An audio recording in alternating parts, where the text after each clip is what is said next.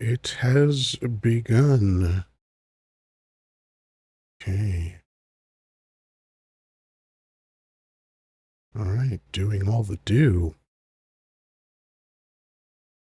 Do do do do do do. Do do do do do do. Do do do do do do. All right.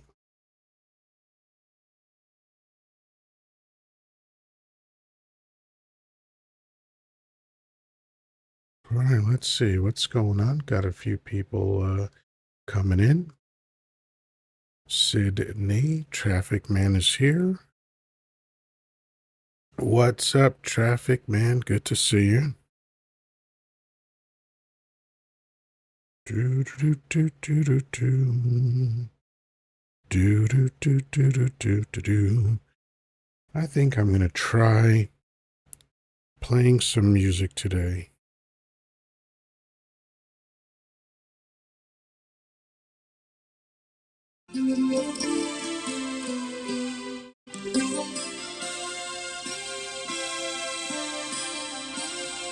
Yeah, traffic man. We must see each other way too often.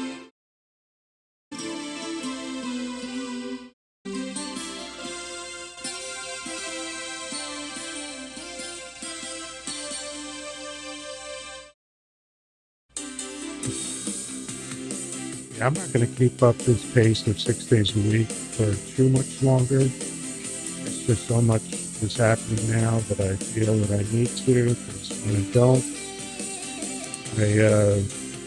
I just feel like the information is slipping past me too quickly.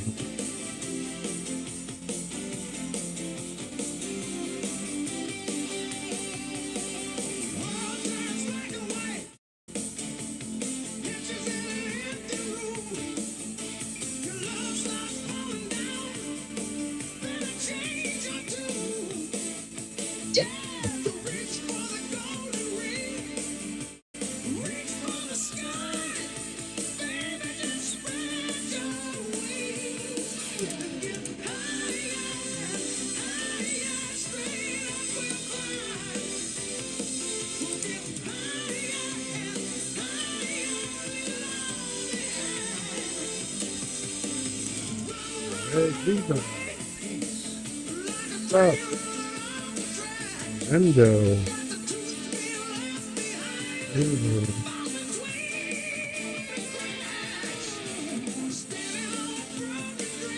traffic man, can you hear the music okay? First time I'm trying this.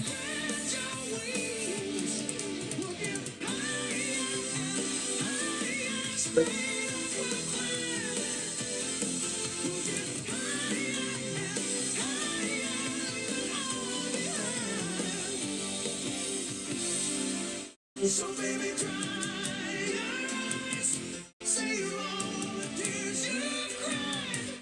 All that's what dreams are made of. 'Cause we belong in a world that must be strong.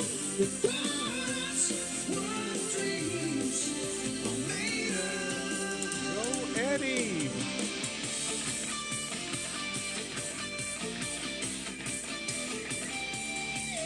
Mary, thank you for sharing the live.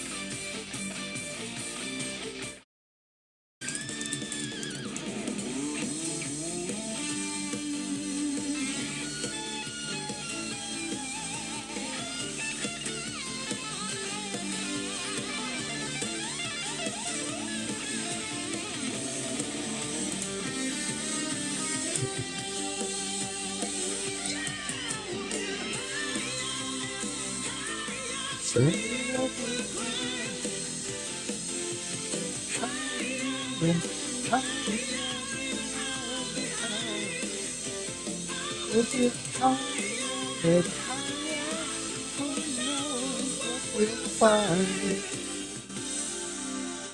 baby, dry your eyes. Say all the tears you've cried. Oh, that's what Dreams I'm made of. we belong. In a world that must be strong. Oh, that's what dreams are made of. One more solo.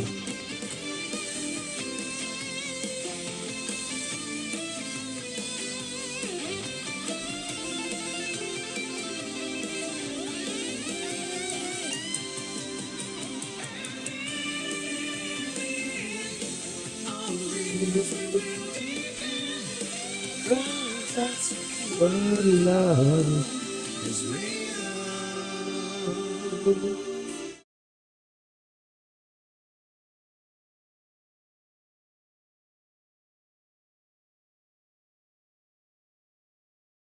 All right, all right, all right. As the saying goes, it's all part of my rock and roll fantasy. I love Van Halen, saw them live in 1984 when they were on tour to promote the album 1984. That, of course, that song that I played, Dreams, is from the album 5150, which is the first album where Sammy Hagar joined them. And I believe first time they had a number one single, and their album did very, very well. I like Sammy Hagar. I think he's an amazing singer. I mean, he's, I think, like 70 or something and still sings pretty damn well. So we're just getting things going. There's 5 of us in here. Let's tap the screen, share the live. We're going to get into some deep, dark topics. So I thought I'd ease us in with uplifting music.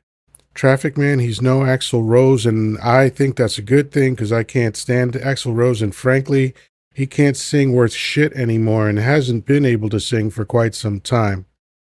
And I have a particular issue with Axl Rose because I had a girlfriend who loved him and she played his shit all the time, and eventually it just annoyed me.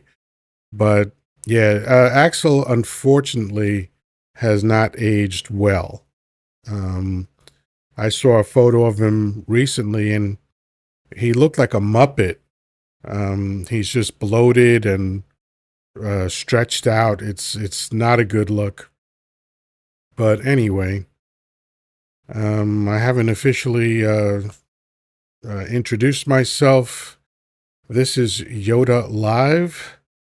I am Yoddah, spelled Yoddah, because film studios are litigious. And Margulies, sorry, is that right? No, I'm sorry, MAGA Rules. Are you talking about yourself? Oh, so clever. That's the kind of clever joking that I would expect to hear at recess in 4th grade. Good job. You're as clever as a 9-year-old. Am I a pastor? No. I am, however, an ordained clergy. I have performed 3 weddings.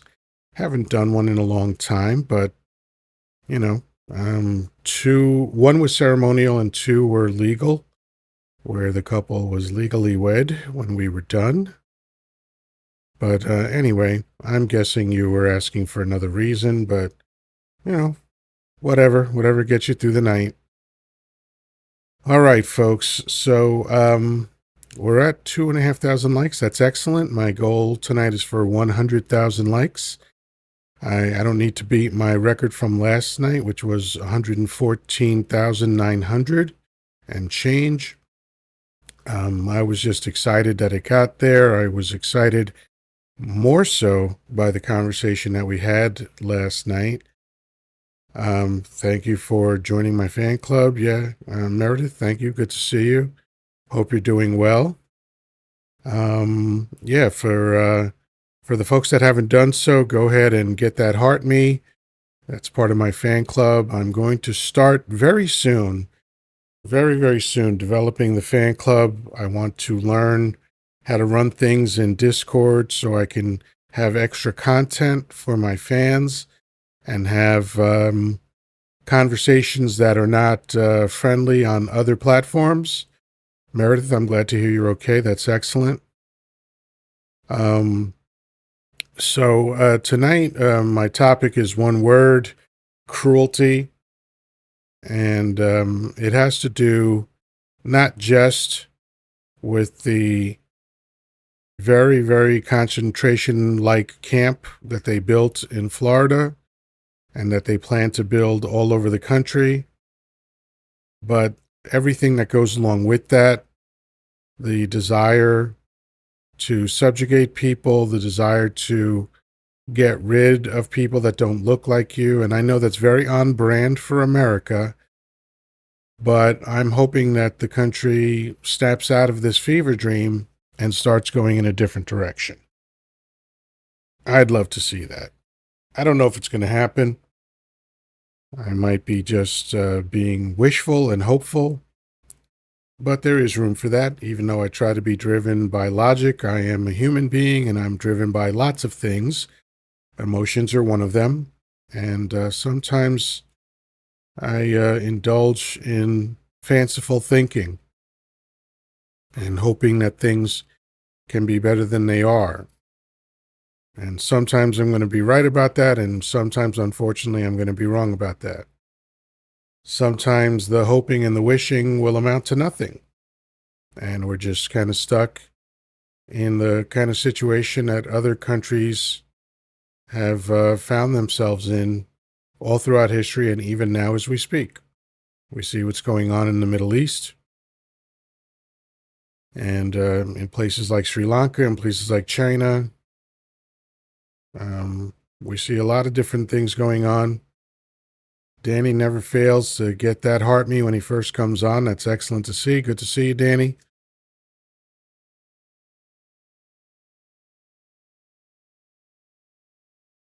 Steve, peace to you, sir. How you doing? Welcome. And Vex Edits, very interesting username, says, Dump can't stop winning. And even if that's true, how does that help you, Vex? Maybe you could explain yourself. I'd love to know what that means. 3 followers, probably a backup burner account, but I'll invite you up anyway, just to hear more goofy stuff. I'm usually surprised when the MAGA hat propaganda parrots actually come up. It's rare, hence my surprise.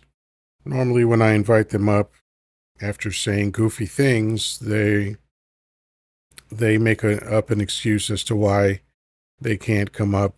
It's usually either I'm working or I'm too good for you.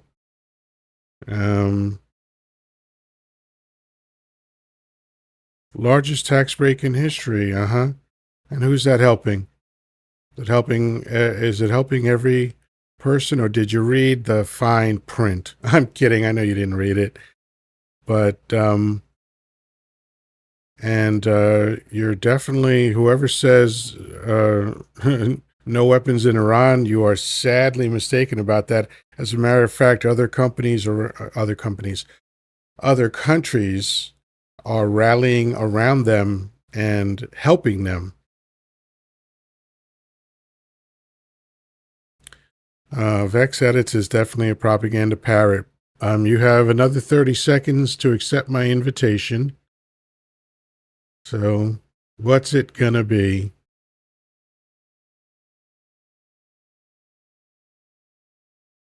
I'd be so amazed if Vex Edits came up.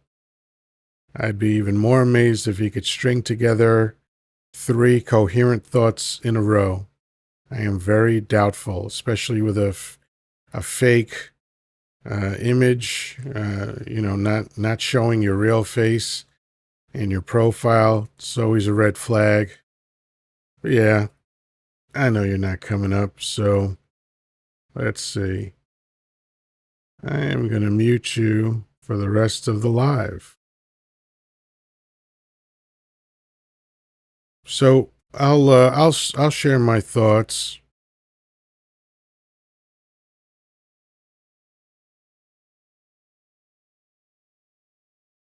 Magnificent voyeur. You're obviously a dump simp because you're just repeating the propaganda. You're being a good propaganda parrot. Good boy, good boy. Repeating Daddy Dump's words. He's gonna love you one day. I promise you, he'll love you one day.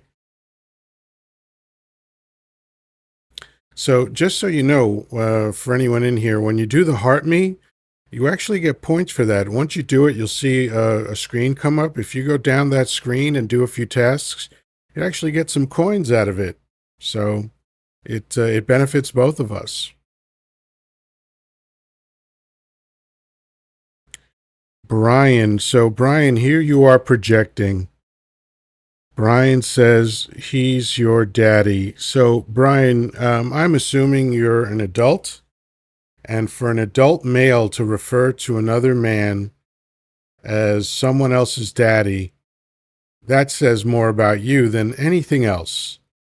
It shows what a good little boy you are, swinging off of Dump's nuts, simping for him, for a billionaire who doesn't give a fuck about you. It's hilarious how much you're cheering for a guy who doesn't care anything about you. Hey Danny, how you doing? All right, how you doing? I am excellent. What time did you wind up finishing? 6:45, and I ended Wow. up at 115,000 likes. There you go. Excellent. So 3 hours and 45 minutes for 150K. That's excellent. Let's see who is requesting up here. Traffic Man. I'll accept. All right, folks. There's only 10 of us in here, but we are a mighty 10. And I know if we tap the screen, we will get to the promised land. Who else wants to come up? We've got Eddie, TG, and Kumquats. I kind of remember For some Kumquat. reason, I can't type in the chat, but I want to tell the chat that you need to tap the screen, share out the live. Let's get him up to 20,000 likes in the next 15 minutes. We can do it. We're a mighty eight. There you And go. he just did it for me over in my live. We had 10 people and got me to 15K in about 20 minutes. So it's possible. Let's get the tapping, get the sharing out this live. We got to let TikTok know that the professor is on here. So Hmm. let's take care of the man.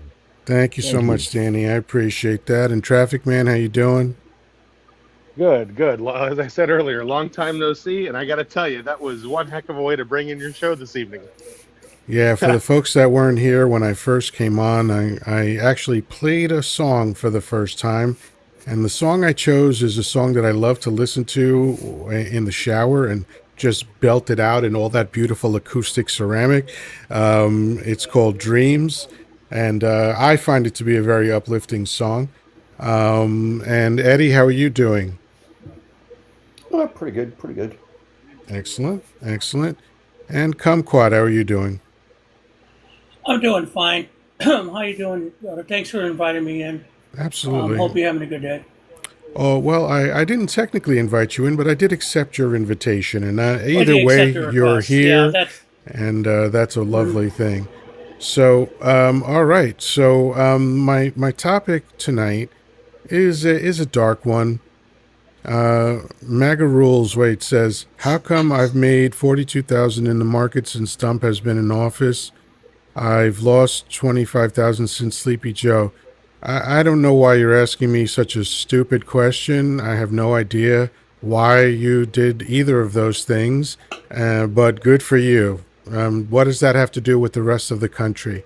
And I know the answer is nothing, and I know the answer is you don't care, because in typical MAGA hat propaganda parrot form, you're just looking out for yourself, and you don't care for your fellow citizens, do you? You don't care what's happening to people as long as you do okay. I got mine, go get yours, and if you can't, too bad for you. Oh, what garbage. exactly. So, Cruelty. Huh. Danny talked a lot about this on his live tonight. and obviously it's something that's been on my mind for a very long time, most of my life, and it's very on brand. I'm going to just mute everybody because I hear a lot of background noise and I don't know exactly where it's coming from, but when I kick it to you, you can of course unmute yourself. So I'm going to start with Danny. Danny, what were some of the things that you highlighted with regard to this prison? And I don't want to call it Alligator Alcatraz because that's a cute name that diminishes the horror of it. But the prison in Florida, what's going on there? Well, to start with is that the sanitation and the lack of water for showers and normal things, going to the bathroom and stuff like that, is non-existent. They're not doing what they should be doing in that regard. Number two, the food has maggots and cockroaches in it, and they get lucky to get one meal a day if they're lucky. Number three, the who can sleep, even though they got bunks, they don't look very comfortable. Of course, I guess they're not supposed to be that are hostages, but they sleep with the lights on. They do not turn the lights off. It's like what we did in Guantanamo Bay when they were interrogating the T people over there in that facility. And Abu Number Ghraib four, as well. Yeah. and same way. And number four, they actually took a Bible away from one of the individuals. He had a Bible, and to some people, obviously, it's not precious to me. It's not precious to Yoda, but everybody that wants to have a Bible, even in prison, they can have a Bible. So, I mean, that didn't make no sense to me at all. And there is no medical care. They've already had somebody had to go to the hospital, and they did at the last minute. And hopefully they're going to be all right. My understanding, they're in critical condition. So, and the infection, you got to remember in Florida this time of year, it's hot, it's humid, and what comes along with water mosquitoes. And these mosquitoes down there, if you ever been bit by one of those suckers down there, I have. They're humongous and they have infections. They have diseases in them, and people get sick from them. And they're not taking care of them. People are getting sores and everything from 'em, and they don't go away very easy. Without no doctor, no medical care, they can get worse. So that's deplorable conditions down there. They're packing them in as much as they can in these little cages in a tent. And on top of that, guess what else is coming up? It's hurricane season.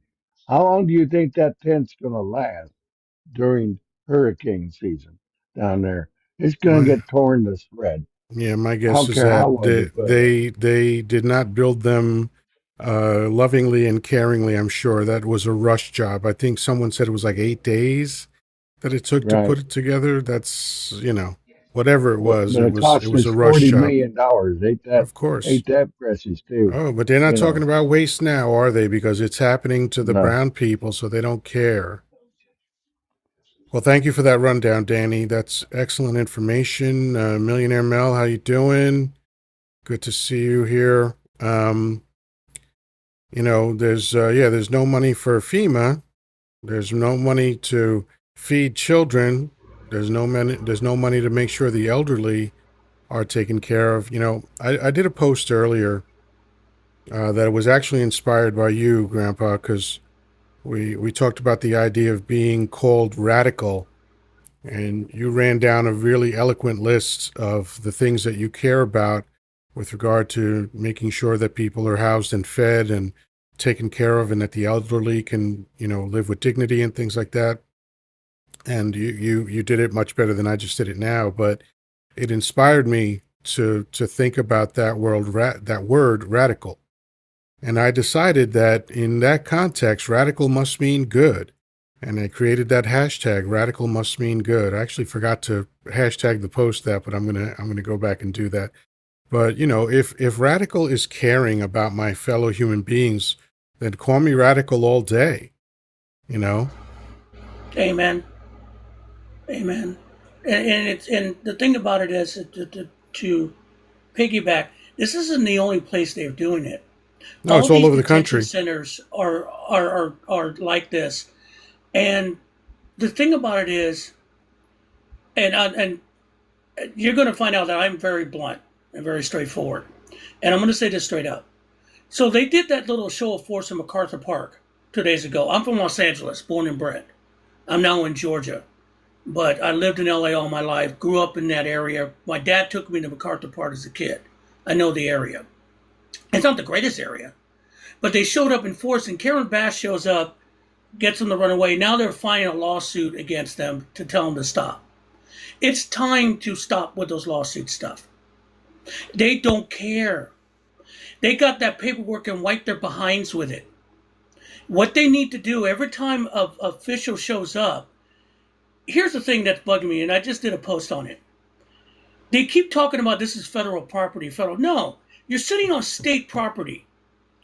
Each state has a constitution that's similar to the United States, which guarantees you due process in the court of law, warrants if you're getting arrested, timely trials, habeas corpus. They should show up, each one of these people, these politicians, instead of wishy-washy, get a bunch of cops with them that are on the same thing, show up in force like SWAT, bang on the damn doors and said, let us in. We won't let you in. Well, we're going to bang the door down because you guys are committing a crime on state property. Because those people in those buildings, let's be honest, guys, are a bunch of damn cowards. And if police really showed up, true police who were there whose job is to protect the public and force their way in, we could see what's going on. We are beyond this. We're going to go to court because they don't care. They don't. We're at the next level. Am I advocating violence? No. What I'm advocating is that the states use the same power they have that Trump uses for the federal. They can do that because it's a state's issue. They have a state constitution saying that what they're doing is illegal to state citizens on their property. And it's time. I'm just tired of people here. We need to keep talking. We need to keep talking, but people in power keep pussyfooting around with these guys, and he knows it. And the point is going to happen is that the public going to take it in their hands. That's when it's going to get bad. And I don't want it to get there, but it will if the state officials don't say we're going to use our power to prevent it and to get these guys and rescue these people from these concentration camps is what they are. Right. Yeah, and all excellent points. Hello, Jessica. How you doing? Hi, I'm great. How are you? I'm good. I'm good. I'm a little too moist because it's so fucking humid where I am, but that is a first world problem, so I have no real complaints. So here's the catch-22. And then I want to address something that Randy said. The problem is that the good guys can't do what the bad guys do to remedy the situation. You know, of course, in a self-defense situation, that's a different story. If you're defending your life, you are given lots of latitude for what you can do, but there's still rules within that. But in a case like this, the law is the only reasonable remedy that the good guys have, because if they start doing what the bad guys are doing, then they stop being good guys. And I know we have a greater good idea and all that stuff, but there's a thin line that the good guys have to walk that the bad guys don't have to walk. And it becomes frustrating. So, and I feel your frustration because I share it. So I know what you're talking about.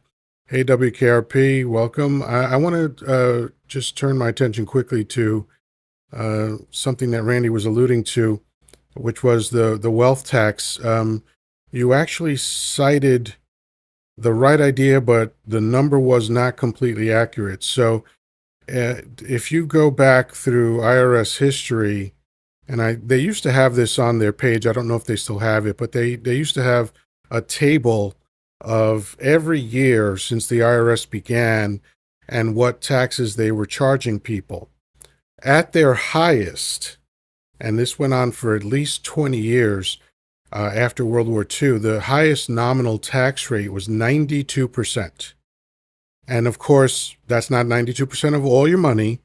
It was based on levels, right? The top level of taxation, and I don't recall exactly what that level was, but that would be taxed at 92%. And I agree that when that was happening, after FDR's New Deal, that was the biggest financial growth in American history, the greatest prosperity, the fastest financial growth in American history, the highest level of unions, the highest level of manufacturing. These were all things that made America an economic superpower to help recover from the devastation of the Great Depression.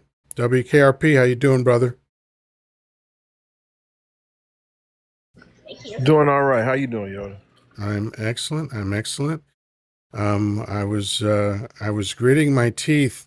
Hi, I see Salam wants to come in, but unfortunately I don't have space right now, but hang in there. Hopefully I'll get to you later. I was gritting my teeth at the last live because there were a couple of people in there that just wanted to take over the live for themselves. But, I couldn't say anything because it wasn't my live. But there are people that are consistent, though. They do the same thing at every live. They try to take it over. Greetings to you. So Jessica, I'm talking about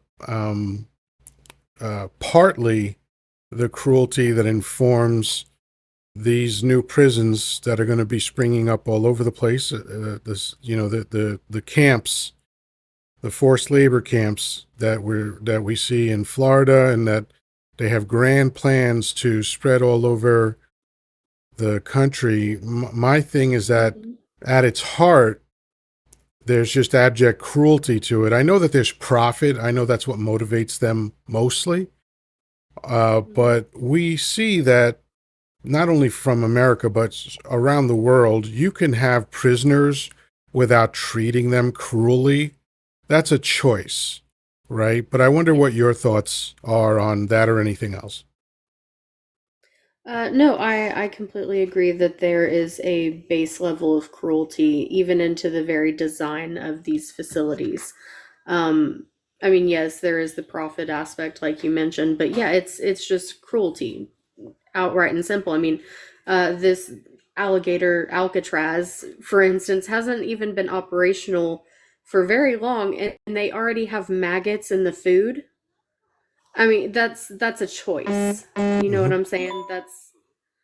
But I also wanted to kind of touch on something else, that a point that someone else had made earlier about, going even at a state level, and the states having, the ability to fight back. What I would urge people to do is to, because this is something that I started keeping track of kind of early on when all the executive orders and everything started getting passed, is I started looking into state level legislation and what states are trying to do at a state level.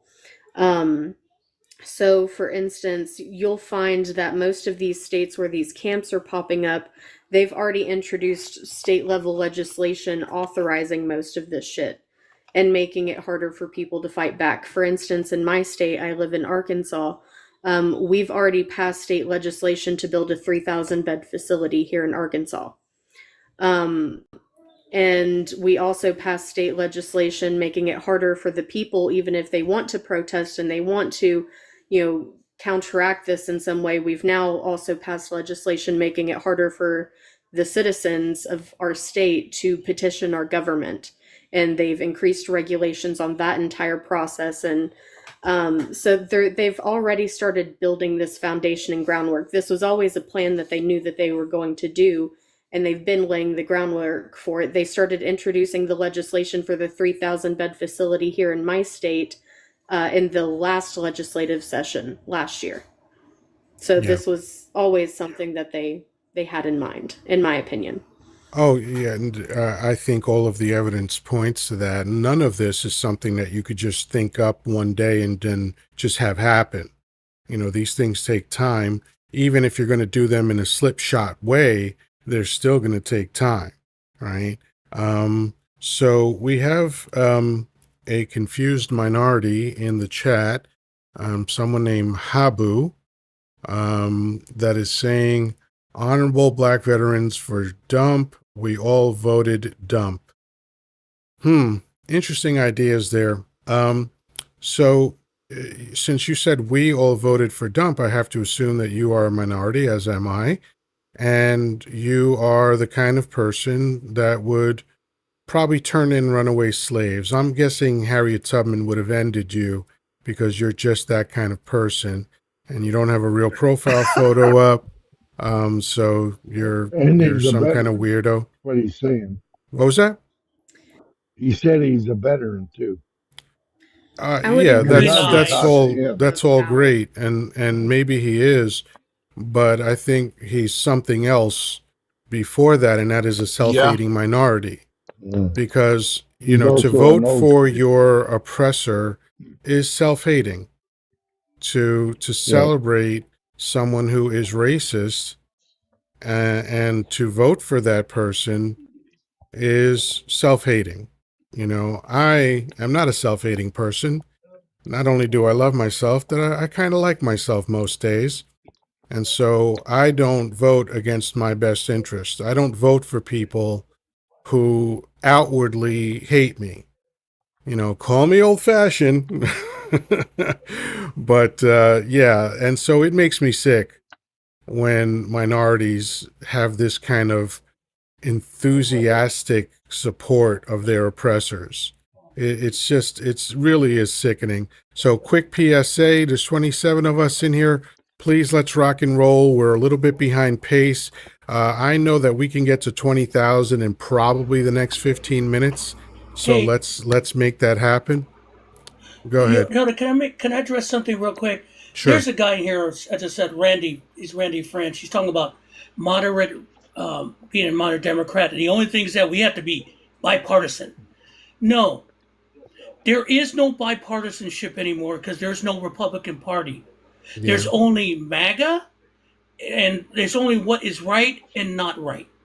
And to reach across the aisle, there is no reach across the aisle. The problem right now is that right now it's either you're with us, you're on the side of the Constitution and free your Constitution and no cruelty and empathy, or you're not. Republicans sold their soul. We saw that when the big bill was passed. Even though they knew it was going to harm people, they cheered and danced, knowing that 17 million people were going to lose their health care. They cheered and danced when they dumped $150 million to ICE, and you saw the response already. The only part of that bill that got funded immediately was ICE and DHS. You notice that? Hmm. The hate started. And if you And want the to tax go cut over there and wasn't go, extended as well. exactly. And if you want to go over there and go kumbaya, no, because that's literally letting the scorpion on your back while you're trying to cross the river. You should know better. And we already did that and we drowned. I'm tired of this. Well, let me This is say not this. Let me s- bipartisan anymore. no, let me say this. Even though I appreciate the spirit of that idea, Randy, um, what I'm going to say is that it's just impractical because the other side doesn't regard that same idea at all. They have no regard for the concept of bipartisanship. They have no regard for the rule of law. They have no regard for what's best for Americans. So even though in a perfect world, like when Clinton was working across the aisle, that made sense because that was a Republican Party that was willing to work on behalf of Americans a little bit, even though they still favor businesses over regular people.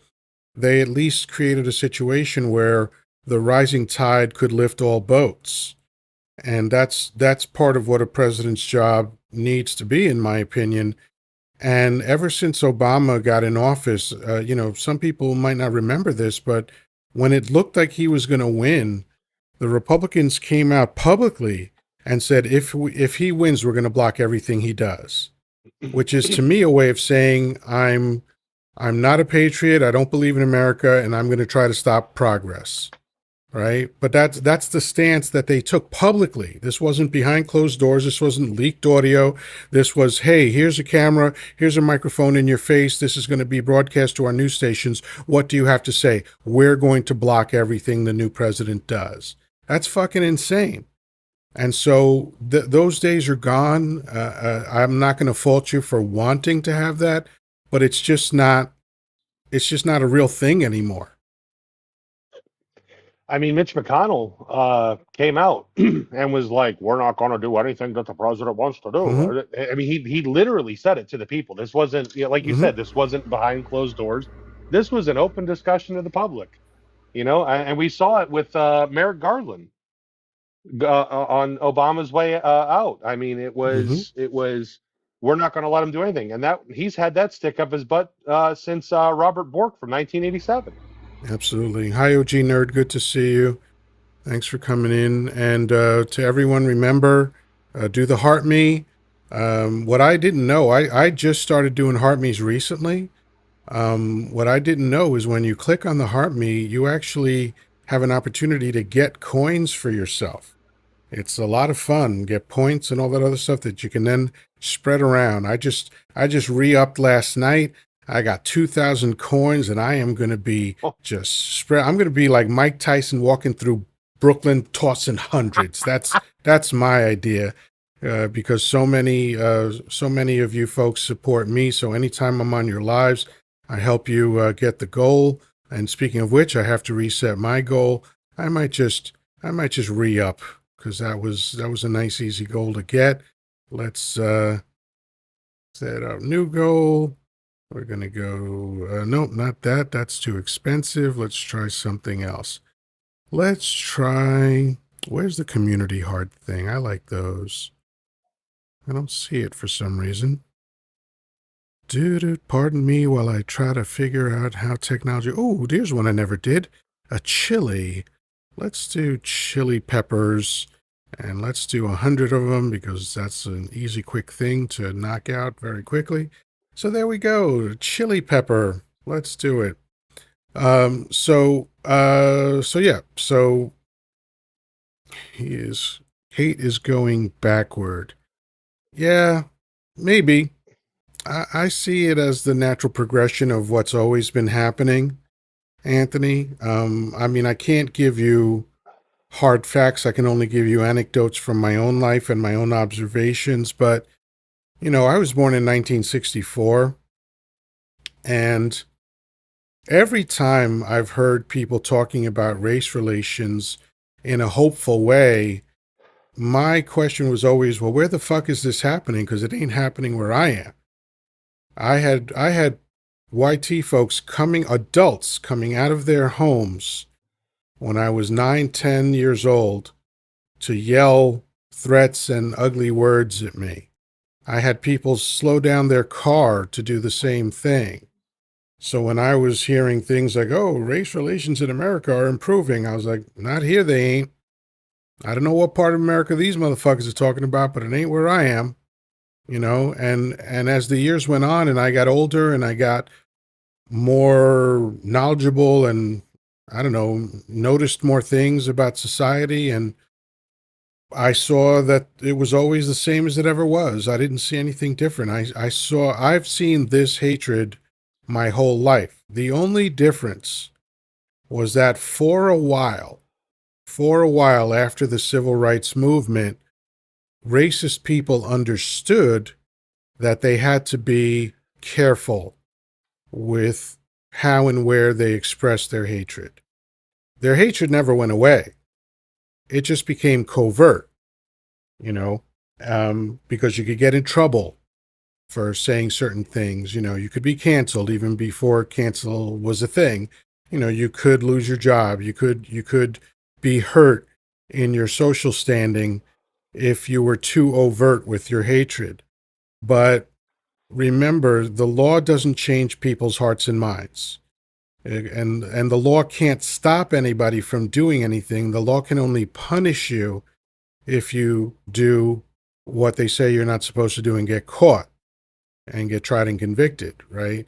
So human behavior is going to be whatever it is. And so for me, I just never saw any evidence of this thing that people were talking about, but maybe somebody else has a different perspective on that. WKRP, as what are your thoughts on that idea?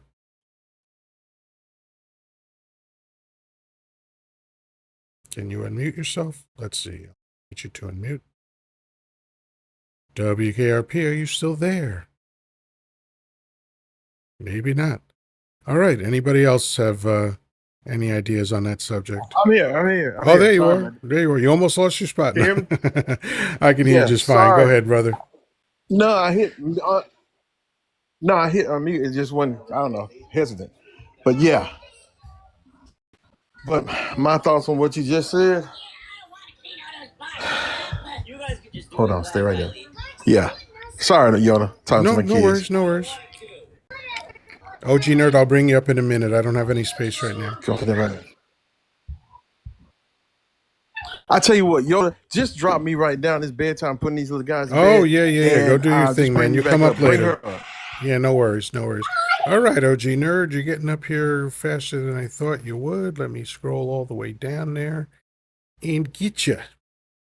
But in the meantime, anybody else have any thoughts on what I just said?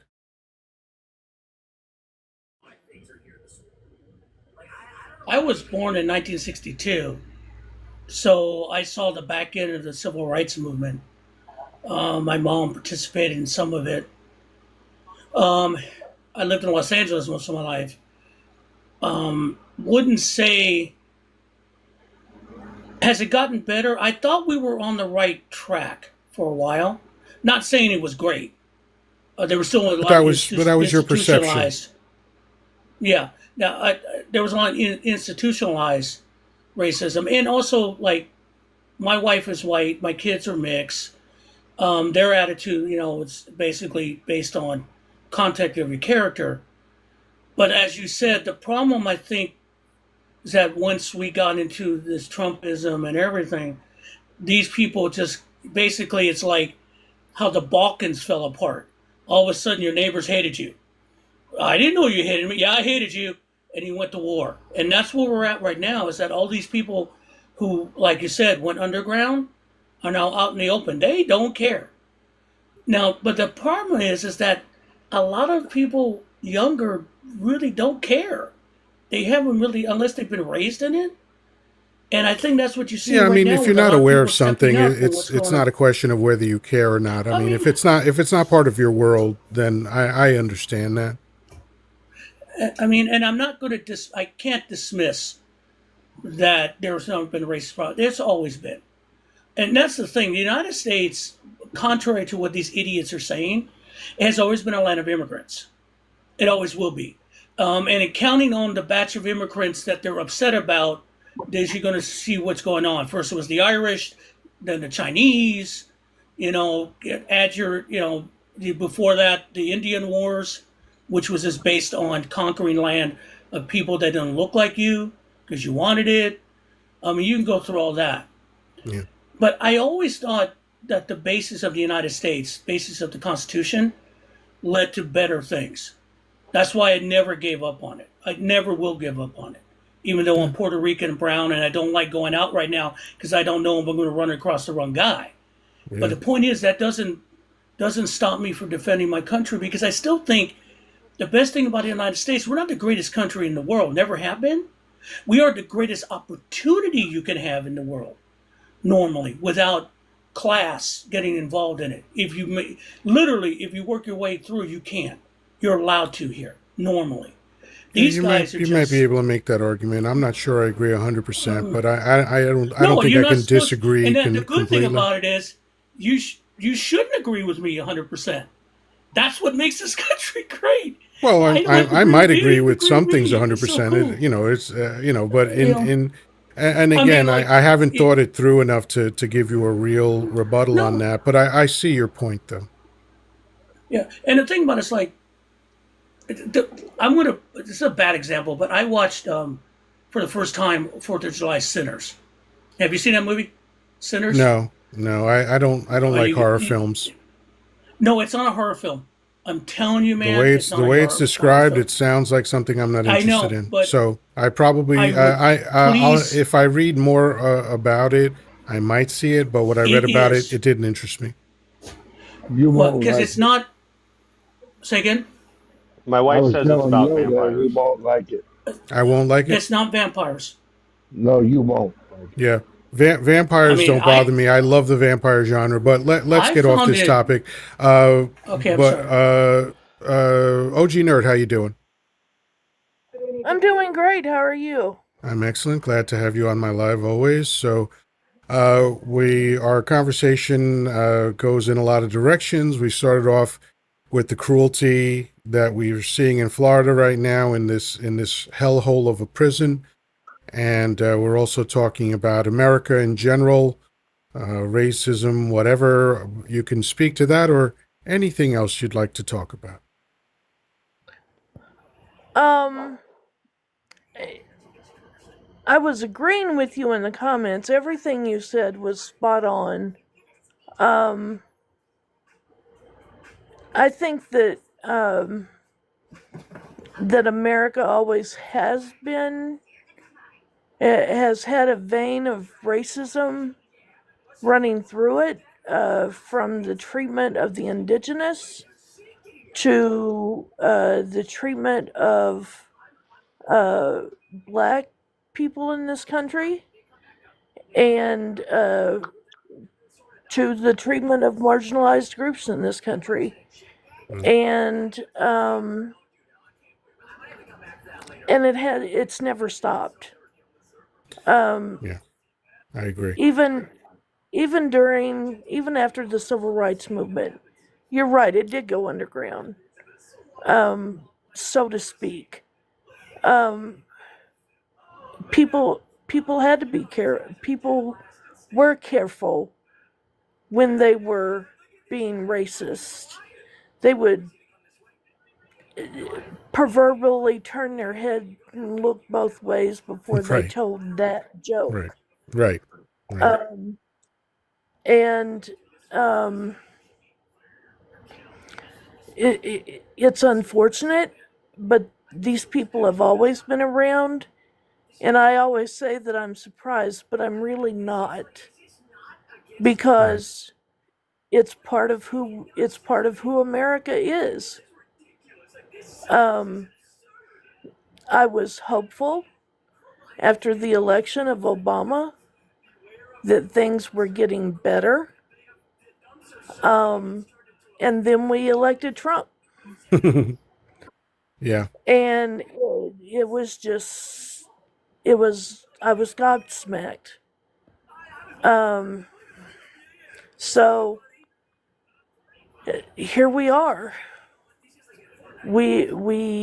We keep coming back uh, to this man, and it's destroying our country.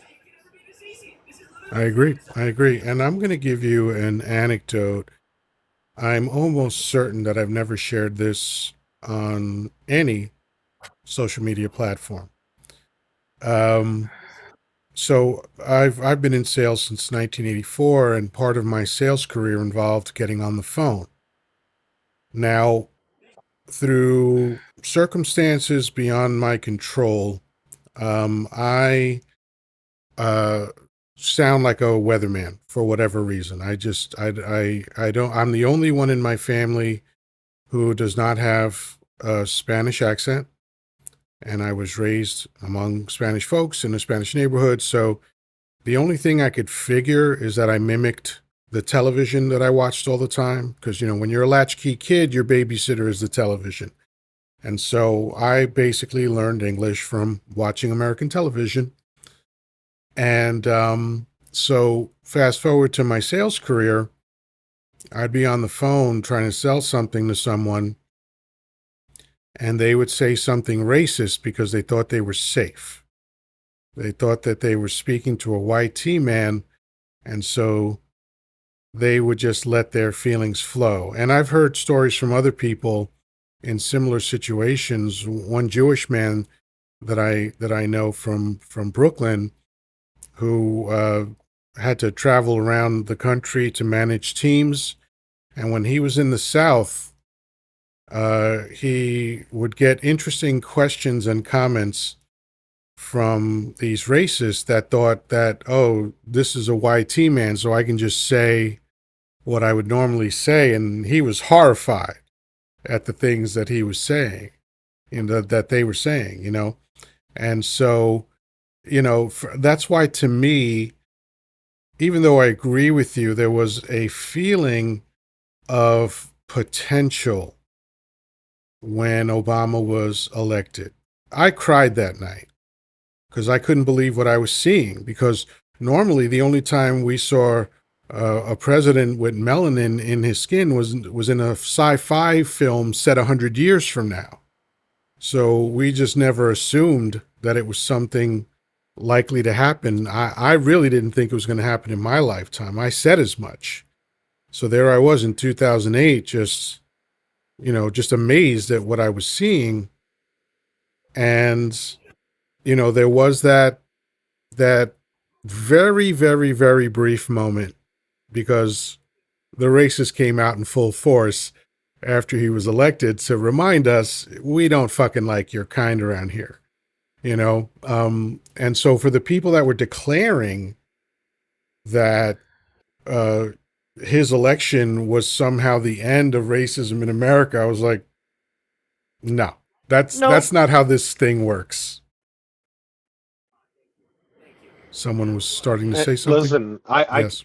I can attest to that. Sorry. Like that night, I mean, I was just beside myself with happiness and hope, because in the big picture, it seemed like, wow, this is amazing, right? Like holy shit, we're here. We're actually doing the things that I was told as a child that we were going to achieve in the future, growing up in the 80s and 90s and stuff. And no, the next day I went to work, and it was just, I mean, like, Brutal. holy shit, it gave those Yeah. people a whole new wind under their wings. Like, I was like, what the fuck is wrong with you guys? Like, Jesus Christ. Right. And earlier the civil rights movement was mentioned, and there's an interesting corollary with that movement gaining momentum in the 60s to the most number of Civil War Confederate statues being put up.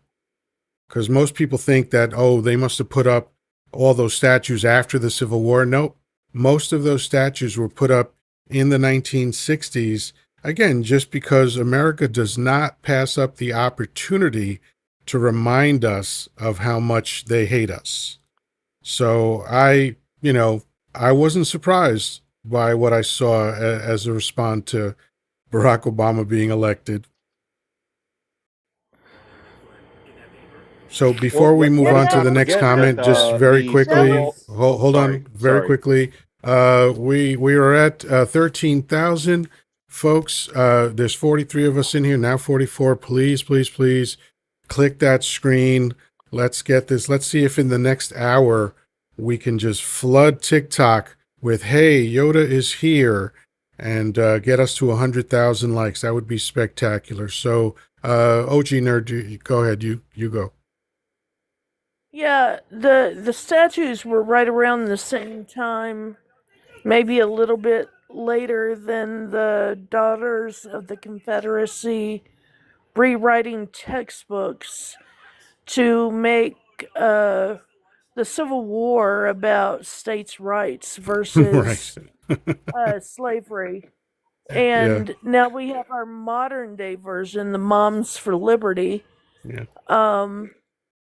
So uh, two birds of the same feather. Yeah. Well, when people use that argument about states' rights, my follow-up question always is states' rights to do what? Because, when Exactly. you look at that guy, the something Steven or Steven something was the guy who drew up the first draft of the reason for the Confederate flag, and he designed the Confederate flag, and he said specifically, this is about, we are mad that slavery is now illegal. Okay, that's what he said. Every state in their charter that wanted to adapt or adopt the flag said the same thing. We are angry that these brown folks are free now. Okay, so it's not about history, it's not about legacy or any other bullshit. It's about hatred of brown people. Period. Yep. Well, and to OG Nerd's point there, I mean, what was it? Stone Mountain was completed in 1972. That's the mountain carving that depicts Stonewall Jackson. I mean, it was its inaugural or its opening was recorded in color television. Like, Yeah, this ain't ancient it's like history. Jesus. A lot of This this stuff that, No, we're because not that far separated from it. some people have this idea that when I talk about this kind of thing, or when other people talk about this thing, that we're talking about old timey days before sliced bread and all that other shit. No, this is not relegated to ancient history. Earlier tonight on Danny's Live, I was called the N-word. So again, another day that ends in Y for me, but let's not pretend that this is all ancient history. This is happening right now, and it never stopped happening. On my uh on my ex-husband's birth certificate, he was born in 1972.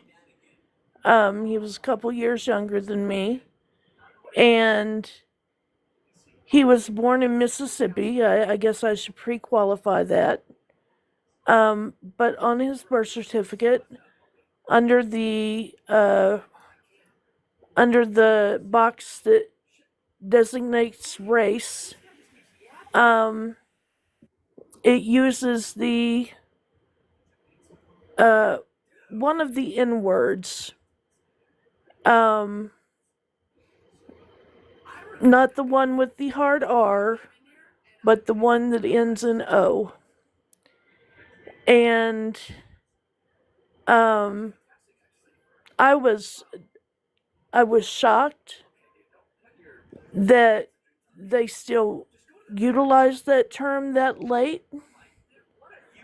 But then at the same time, I was like, yeah, that probably tracks. Yeah. Yeah, it's on brand, right? So, all right. So, Blue Mush Love, whose username otherwise known as D's Nuts, one of my favorite sayings ever. How you doing tonight?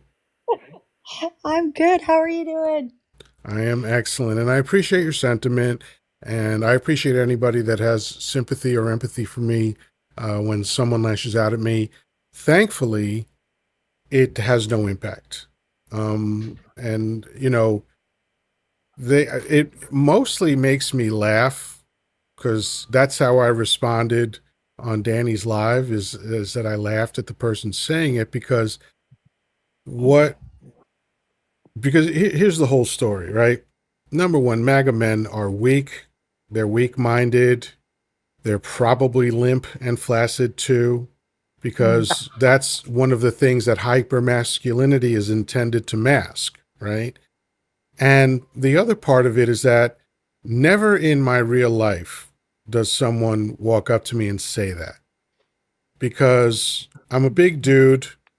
I have a pretty severe resting bitch face, and I, even though I seek to be peaceful all the time, I can flip a switch internally that rocks me out in a half a second if I feel threatened. And so most men understand. Men have a pecking order. When we walk into a room, when we look around the space that we're occupying, we automatically try to figure out who's the one that we can get away with shit with and who's not. And it's just this internal thing that happens with us. It's just a natural thing that happens with us. And so when people see me, they assume that I'm not the guy to mess with. And even though I'm a friendly dude, I love to laugh. I'm joyful most of the time. I do have another side of me.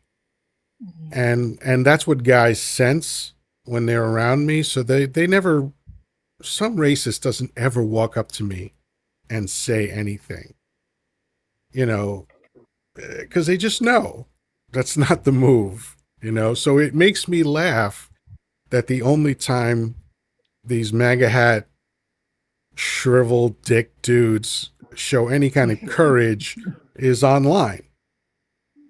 Yep. So that's my story, and I'm sticking to it.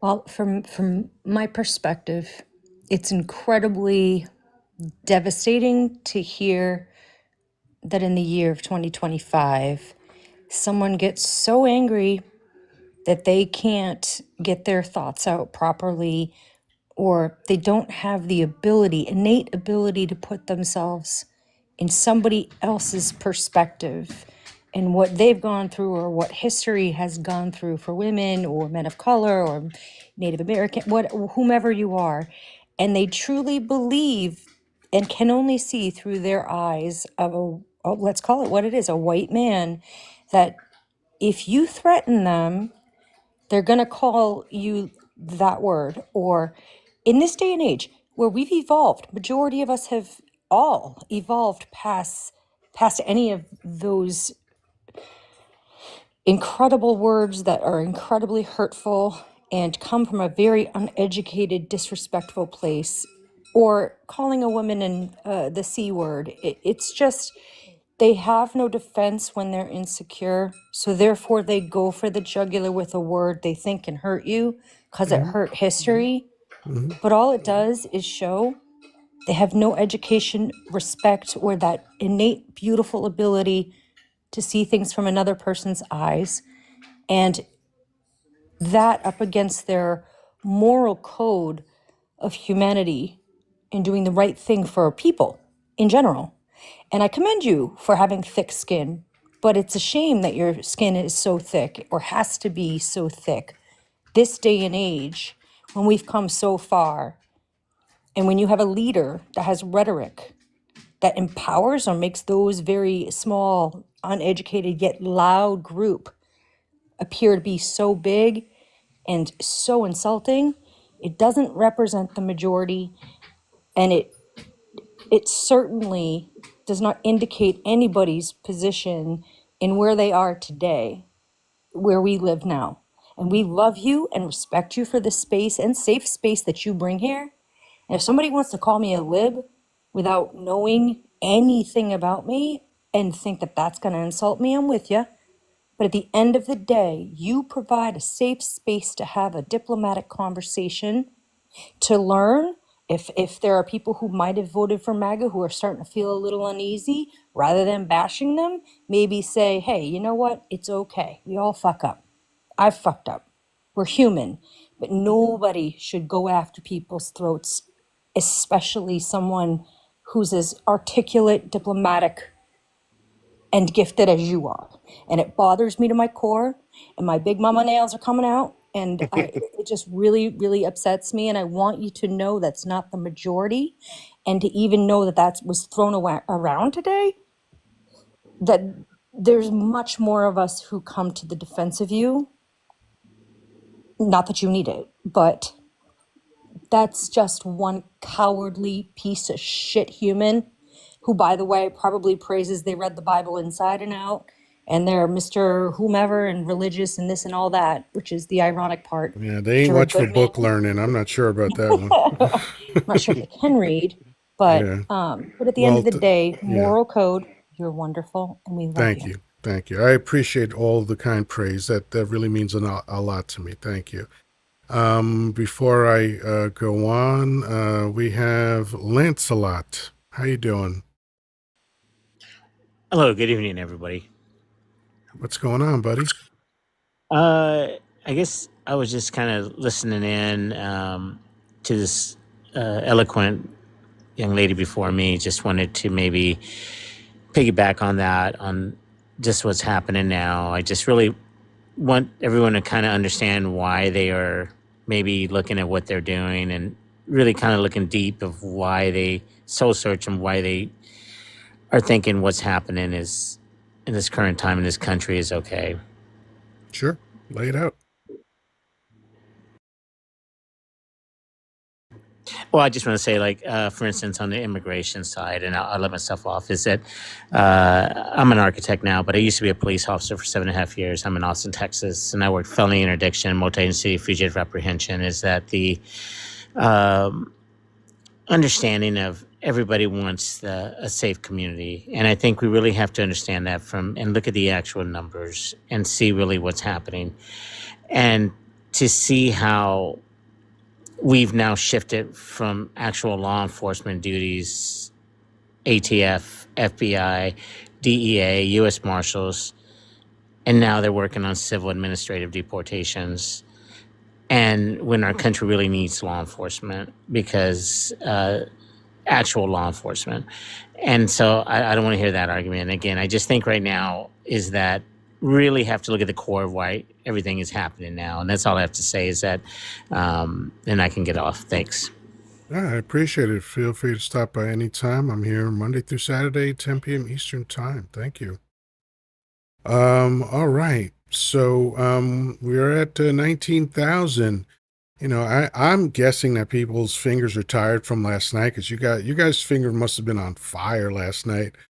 So I'm not going to pressure you too much for more likes. The main thing is that we just got to keep letting TikTok know that a live is happening and people are interested. So that's why creators like me are constantly stopping and asking for taps and likes and all that stuff. So thank you, thank you, thank you. I see the hearts going. I appreciate it. So, there's something that you said, Blue, that I wanted to respond to regarding the idea of evolution. I have no proof for what I'm about to say. I only have my opinion on this. I get the context and intention of the way you use the word evolution. What I would say is that I don't see much evidence of it for me, which doesn't mean that it's not happening. It just means that I can't see, because if we're talking about evolution literally, that takes hundreds of millions and sometimes billions of years. But even in the case of, personal evolution, or maybe broaden it out to societal evolution, like I think of a country like Germany. Before the horrors that were inflicted on them after World War I and into World War II, Germany was a fairly progressive society. And so their growth was halted for a while.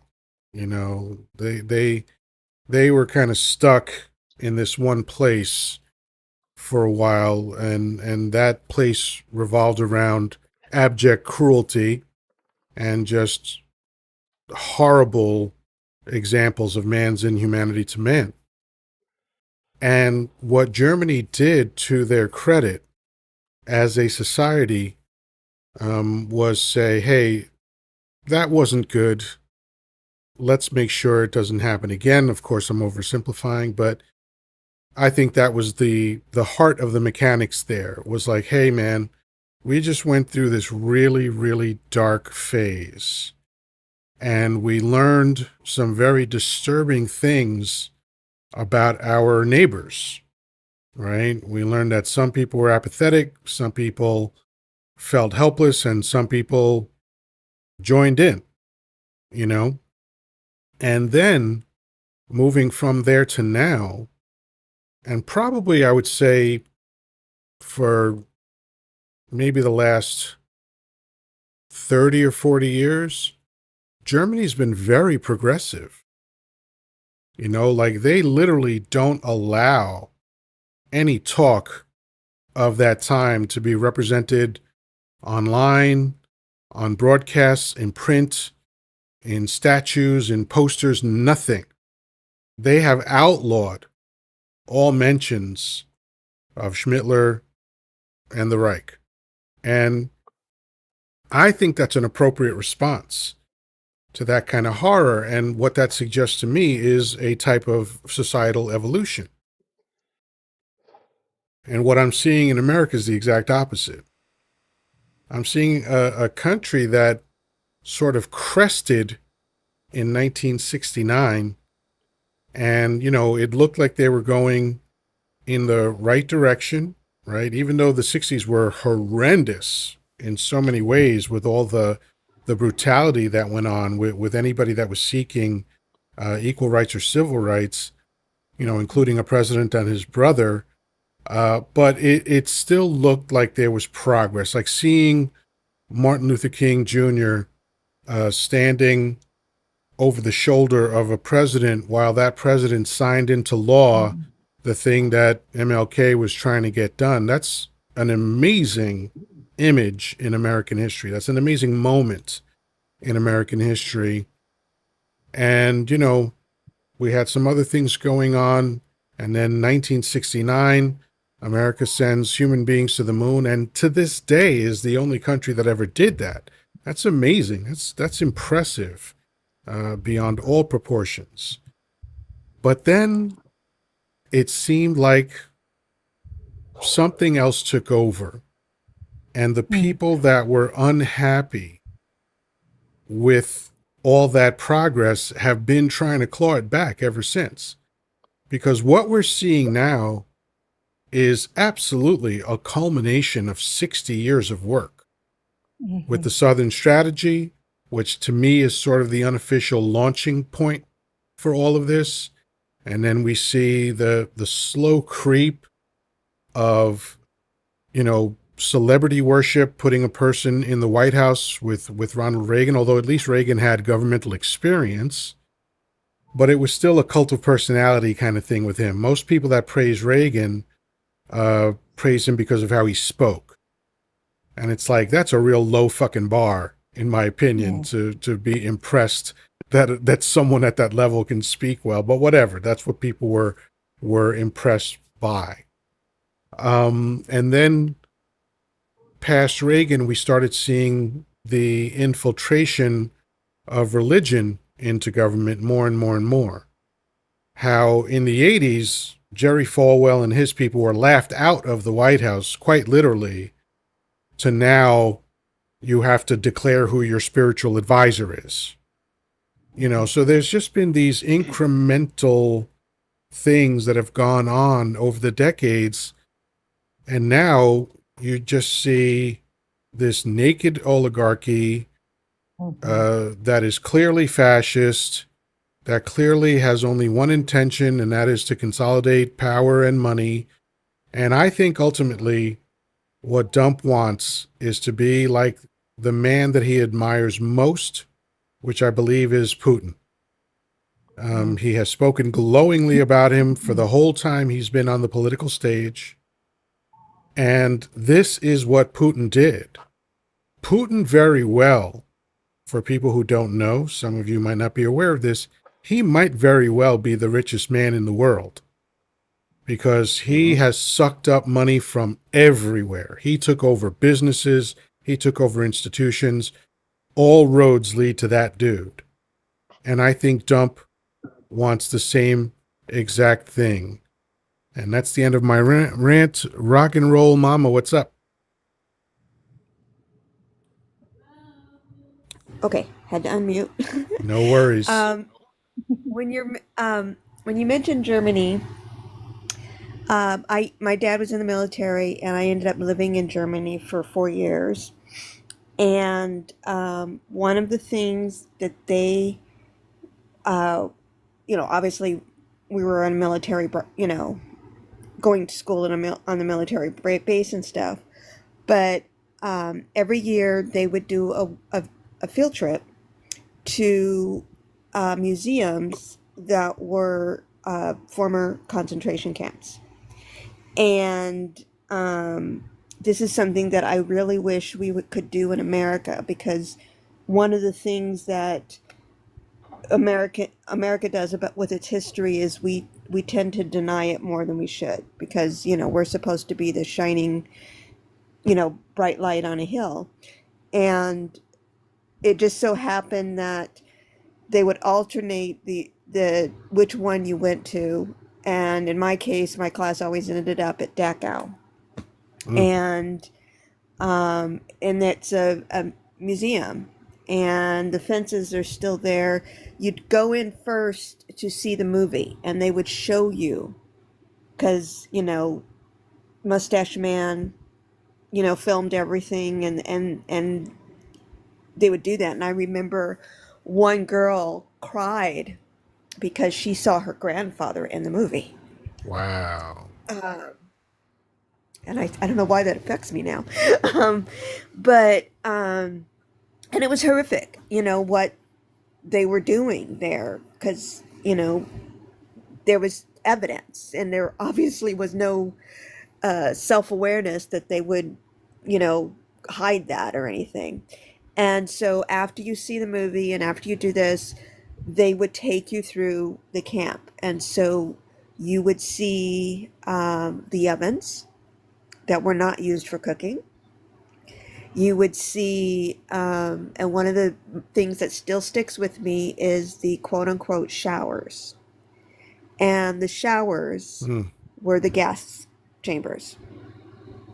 And they would push us, and the only way I can describe it, it's like a big safe, if a vault or something, but, they put a class of 30 in there and you couldn't move. And then they closed the door. And these were the gas chambers. So imagine that you're thinking, oh, we're going to take a shower. And basically, they're sucking the oxygen out of there. And you can't get out. And it is something that, however many decades I admit to, it's still with me. I Yeah. still see it. I still feel it. And that is something that I think we need to do in America. We need to do these, I don't want to call them monuments, but I think we need to show constant reality to our atrocities. Yeah. And Yeah. what the current occupier in the White House is following that. That's what Putin is following. Absolutely. And so the only way to stop it is you have to acknowledge it. And we in America, because we're the young, quote unquote, young country or whatever, we don't live up to our atrocities, and we have to start doing it. I think we have to have, a nationwide standard on our history that every student should learn. And that is the only way that we would be able to stop someone like the current occupier, because we're ignorant in terms of how our democracy works in a lot of way. There's no reason that he should have ever been elected. Yes, we've had bad, presidents before, but he is fascist, and nobody is fighting back.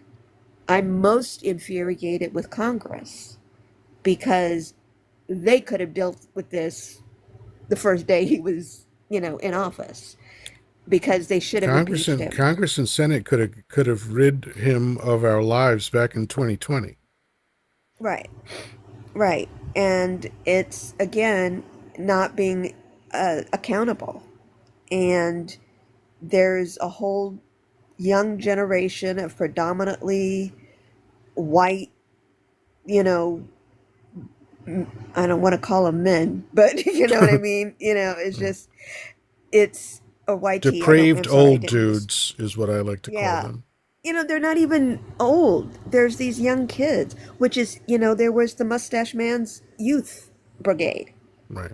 That's what these people are. That's what MAGA is. And they feel so outnumbered, or in their own perception, that they feel like they need to be cruel and unjust to be who they are, and to be on top of everything. And it's the lack of empathy, which again That's another check mark for fascism. And it's terrifying to me. And we just, as America, we don't take this stuff seriously. If there's any positive that comes out of this, hopefully those that are willing to pay attention will learn to not let this happen again and to stop this. And there's things like our prison systems. You know, Mustache Man, you know, used things that we did in slavery to develop his, you know, atrocities. Yeah. So, and I'm not saying I have answers to this. I just don't, other than No, us but talking your about it, points are those that are valid. willing to talk about it. Yeah, Yeah. absolutely. Yeah, So, no, I anyways, I appreciate just that. wanted to share that. Yeah, thank you so much for coming up. So, and if you ever get a chance to go to Europe for those, I don't know, there might be in other countries that they were in there too, but like I said, that's just where I was because my dad was stationed there. Right. But that is something that if you ever get the opportunity to go to, um, you should do it. And if you're a decent human being, it will change you forever. I got you. Excellent. Thank you so much for coming up. I'm going Yeah, to you're welcome. start at the bottom and work my way up. I was reminded of a scene from Schindler's List. That film fascinates me completely because it was the first time that I was able to contextualize the horror of that time. Mhm. Because, you know, you grow up in school and you hear 6 million people, 6 million people. Like, there's no literal way to contextualize that. And for some reason, the film did that for me. But there was this one scene in particular that whenever I think of the film, I think of this scene. It was Ray Fiennes in his tower, and Ben Kingsley was talking to him and essentially trying to convince him to stop sniping prisoners. And but you know, he could only go so far. He had to be, it was a very delicate dance because this was a dangerous, cruel, inhumane man. So he tried to convince him gently to sort of make it like his idea that maybe it's not a good idea to snipe at prisoners. And then you see Kingsley walk down and leave the building that Fiennes' character was still in. And as Kingsley is walking, bodies start dropping next to him.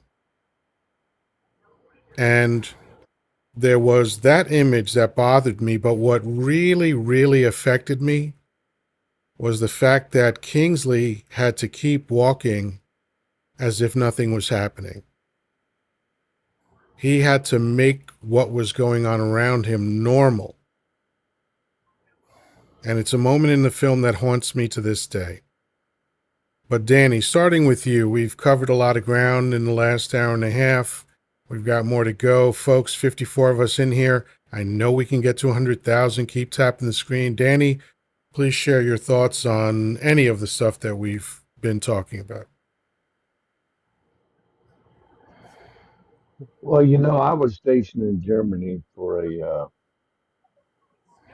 year, year and a half, and I did take the opportunity because I knew if I hadn't did it then, I never would have done it later because I didn't know if I'd ever be back to Germany or not. So I did go to Dachau and Auschwitz. It was a horrifying experience, in my opinion.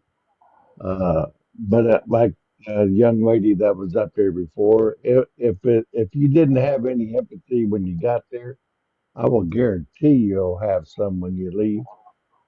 What those people went through over there during that time, your relatives from your stepfather's side, and everybody, and a good friend of mine, Tara, which is part of the KTA family. She's Jewish. I can only imagine. And if you've never been there, if you ever get a chance, go to Europe, go to Germany, and it's a beautiful country. Yeah, it's not. You're not going to waste your money over there by going there for sure. And the food is excellent. And if you like German beer, holy moly, you'll like it over there. So I will tell you that I would go, and I would if you do go, I go to Auschwitz, I go to Dachau. Those are probably the most cruelest places on the earth in that country at the time.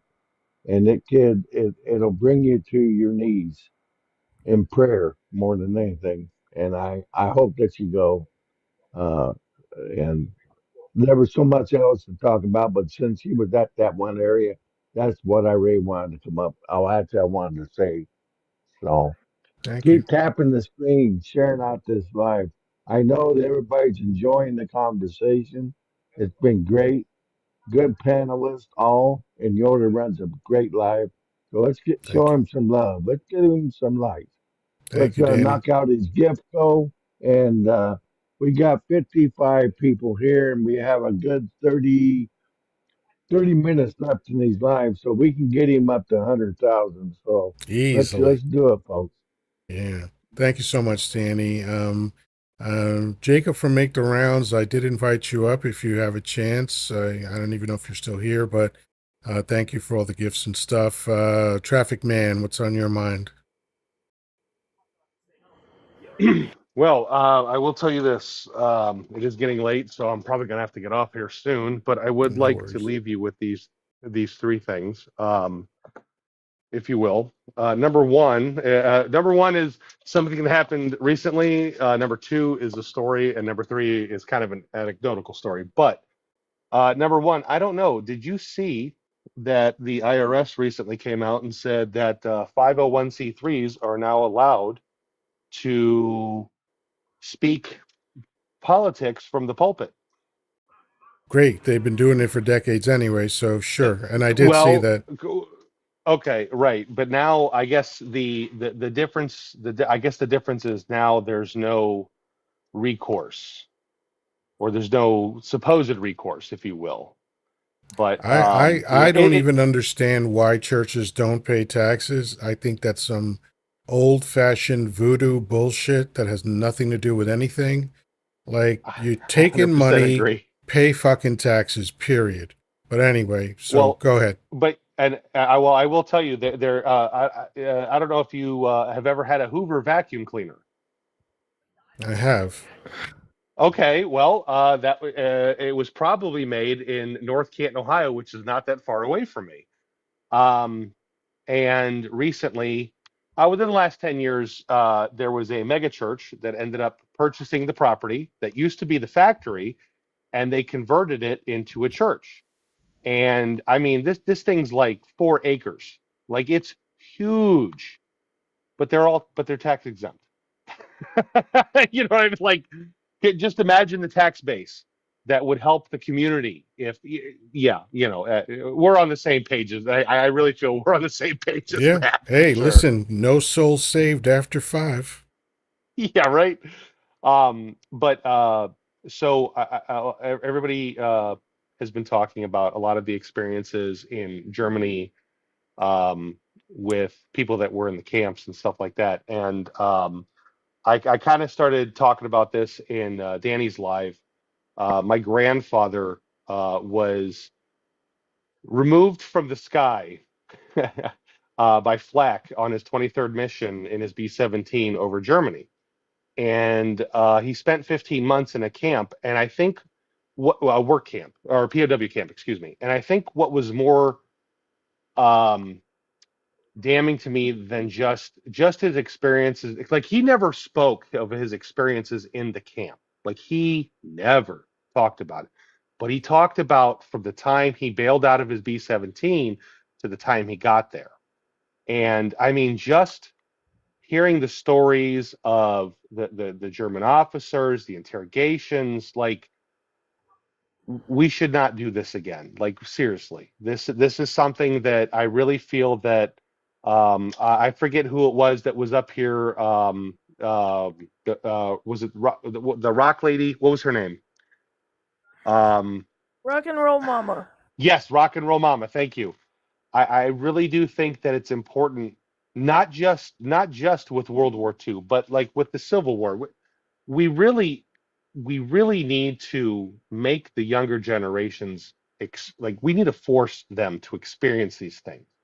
We need to put them in a position where they feel awkward, because you know what I mean, like where they get a real feeling of what happened. Because just reading it in books, just covering it for a few weeks during social studies or whatever, that's not going to send a message home. It's it's never going to make the, and it's why we're in the position we are today. You know, I really feel that if we had really followed in Germany's footsteps as far as disbanding the fascism in their country, like they did, today wouldn't be happening to the full extent that it is. We might still have the racism side of it, but we wouldn't have the fascist racism side of it. You know what I mean? And listen, I will leave you with this. There was a gentleman that I used to work with. He was our parts guy. He was an African American guy. And I was very young. I probably early 20s, 22, something like that. And I remember one day I was in the parts room with him, and we had this young guy, or we had this older guy who was a quote unquote mechanic. And he came up and he referred to him to his face as a Little Rascals character. And I think you know which one I'm talking about. Okay. And he laughed and he laughed and he looked at him and he's like, "You're such a dumbass." And I was like, you just called a black guy. Like, what are you doing, dude? And he was like, "Oh, I'm so sorry. I didn't even think about that. I call everybody that, blah, blah, blah." Well, he walked away, and I will tell you something that gave me some perspective. Because, you know, as somebody who's a white male, I've never had to deal with anything of what you've ever had to deal with, right? And he looked at me and he said, "See, it's people like him that I don't worry about. He's stupid. He's a dumbass. Like I don't ever have to worry about him." He goes, "It's the other people that are around here that will walk up to my face, smile, and be polite to me. And those are the people that I have to worry about." And it blew my mind, because I had never even thought to even give that any kind of you know and I got to tell you, it really changed my opinion. And a lot of these people that I'm around, I see it now, and it's disgusting.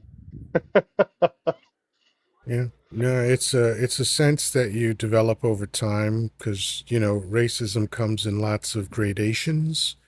So you have to learn how to figure out how much danger you're in at any given time. But thank you for Yes, sharing all of that. I know you have to go. As yes. always, you Please are drop me always down. welcome here. And we'll Thank see you. you soon, brother. Good night. All right, everybody. Eddie, any thoughts? Yeah, sorry, it took me a second to get the mute off. No worries. Um, Basically, I was thinking about the positive and negative about chats like that. This The negative is that we don't necessarily have solutions per se, but the positive is that unfortunately we're still working on the first step. I mean, imagine a 12-step program. I hate 12-step programs, but the first step is extremely important, and it's acknowledge that there's a problem and identify it. And I think most of us have done that, but there are a lot of people in media and politicians who keep acting like there either is no problem or they won't acknowledge what it is. And if we can't do that, we're screwed.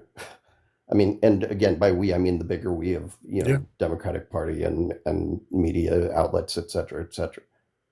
fair point. Fair point. Excellent. OG.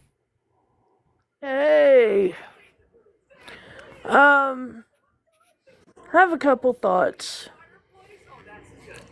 One, with regard to what I would call America's H cost, and we certainly have one, not only with the indigenous, um, but also if you look at the strange fruiting, and that's the only way I can put it, that's TikTok friendly, of of black people that went on across America. I can't even say predominantly in the South.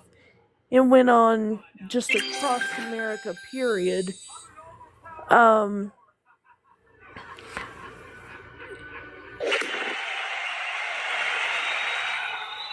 I think that that is swept under the rug too much. Um, that is something that we need to bring to the forefront and to the minds of people, um, and let people see the ramifications of. Um, there's a book and a museum by the same name called Without Sanctuary. I believe the museum is in one of the Carolinas, either North or South Carolina. Um, I'm thinking North. Um, and it tells the story of the different strange fruit throughout history, and it shows the aftermath of that strange fruit. Um, and you see the gleeful, evil smiles of people pointing um, and celebrating the event. And we need to know how prevalent it was and and how evil it was. And that it's making a comeback. Yes, that too.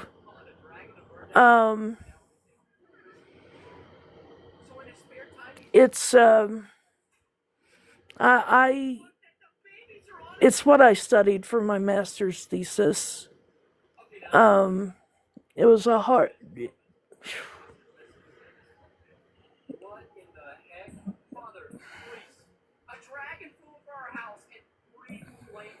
It was hard. Yeah. It was a hard topic. Well, I can tell you, I remember where I was in 1986 when I saw that photo that you're referring to for the first time. Someone that I knew opened up this book, and because we were talking about this subject, and he opened up that same photo that you were talking about, the people smiling and pointing, and it seared into my memory. And I was just sick when I saw it, because Yeah. the not to trivialize it at all, but we have that phrase, adding insult to injury, and that's what that felt like. You are dehumanizing this human being, probably stringing him up just because you felt like it, because it didn't take any provocation for people to do that.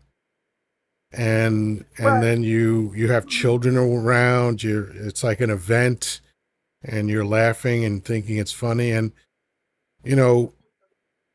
whenever someone talks about the idea that what happened in Germany in the 30s can't happen here, I'm like, A, it already happened.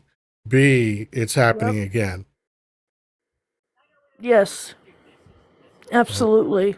Thank you for And I those think that, ideas. Go ahead. and the other thing I want people to be aware of is that there is a organization called the Old Glory Club. I don't know if you've heard of it. It is I don't want to say new, but it is a white supremacist group that is comprised of lawyers and doctors and what we would consider the upper echelon of society, I guess. It's their time now. And they're not your typical run of the mill militias that can't march in step kind of people. Right. And um, they're dangerous. It's they're dangerous because they're educated and they can hurt people um, in lots of different ways. And for them to subscribe to this kind of hatred and um, it is unfathomable to me to be an educated individual, but I know that it occurs in all walks of life. And I I just don't know what we do from here. I don't know how we rid ourselves of this disease, because that's what it is a disease. I agree. I agree wholeheartedly. You just reminded me of something. Even though a lot of this behavior exacerbates as intelligence decreases, it's not the sole province of the uneducated. One example that I like to remember is during World War II, when they were debating about the Tuskegee Airmen, doctors testified at hearings, medical doctors, that black men didn't have the intelligence or the reaction time or the ability or whatever else that they said to fly these planes. And they were, of course, spectacularly wrong, but these were well-educated people talking to other well-educated people that were making the same arguments. So, and these people that you describe are the very people that are responsible for Dump having any traction in America at all. Because these are the Peter Thiels of the world that, saw an opportunity to take advantage of a buffoon. And now the Old Glory Club is the natural extension of what's been going on. So they're on top of everything else that you described, they're also extremely well financed. So this is their time. This is their time in American history to try to squeeze as much out of the treasury and out of the public as they can, and to inflict their cruelty as much as they can. This is what they've been preparing for 60 years now, and it's happening. But thank you very much for sharing those thoughts. Blue. Thank you. It's time for me to go get to work. All right, I will disconnect you. Have a great night. You too. Thank All right, Blue, what's on your mind? Well, first thing is I think that you have patience of a saint. You do see every person that speaks, regardless of how fast, how slow, how deep, how high, how low. You listen, and that is such a gift. So I admire that, first off and foremost. Thank You're a better man than I. you. Truly, that's a No, gift. And it's a skill set that I had to develop for my job, but it does come in handy in all walks of life. it's admirable to watch, at least. Thank you. But I will say, okay, so right now there's a mass amount of us that feel like we're not being heard, or something's being done that just doesn't make sense and is wrong, and right now ignorance is shouting from the rooftops, even though it's a very small amount of people. And the truth, which is the majority of us, we feel like we're whispering. And it's a really awful feeling, I think. Well, one, to not be heard. Everybody has an opinion and a thought and something they want to contribute. But I don't think we've ever been faced other than history in a situation like this where it's like, what's going to come out of Aaron Parnas's mouth today? And, or, you know, the few news reporters I do follow now, there's this guy Jaded. If you don't follow him, I really highly recommend you follow him, just like Yoddah, you know, where you report things that are really not biased and truly are truthful, and the truth does hurt. But I also, you know, after joining a few lives here and there, you start to say, okay, is this a bitch fest? Is it just everyone, you know, getting their frustrations out? And I even was just on a live before, and, you know, one woman almost came off as if she was screaming at the host, as if it was it was almost as if her rhetoric was as an opposing party, where this guy was creating this space of peace to be able to diplomatically, you know, voice your frustrations. But I think that there is a point in time where, you know, and I wrote this in the comments, where you can't sit and wait for your children to fix your parents' messes. That's not evolution. There is a point in time where it's like, you can't get mad and be yelling at people and frustrated, and especially people that are like-minded, because you want to make a change. That's just vocals. That's not physical motion. So I think where I'm starting to see an actual, not end game, but like a deliberate movement is, okay, what are the things that we can do to help mitigate these crazy times where we don't even trust our supreme judges? I mean, they let this convicted felon who forced himself on a woman, who was convicted, rightfully he was, and they still let him proceed for the bid for, you know, to become president.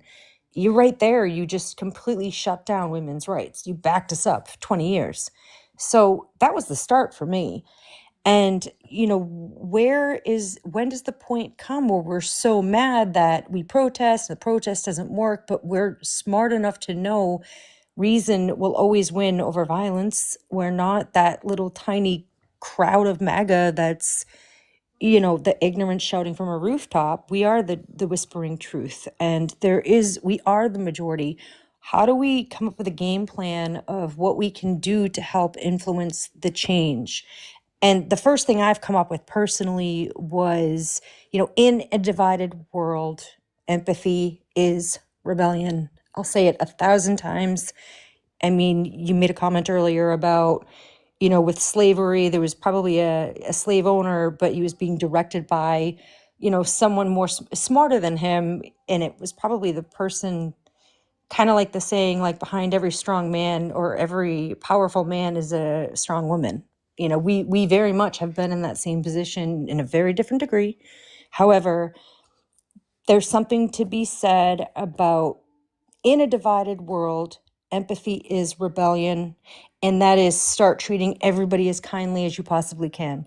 And you'll realize that the majority of us aren't that small screaming power on that rooftop, that we are the majority. And whether there was a cheat or there wasn't a cheat, and we can trust the system or can't trust the system, what we can trust is that there are more of us that have good moral ethics, religious or not.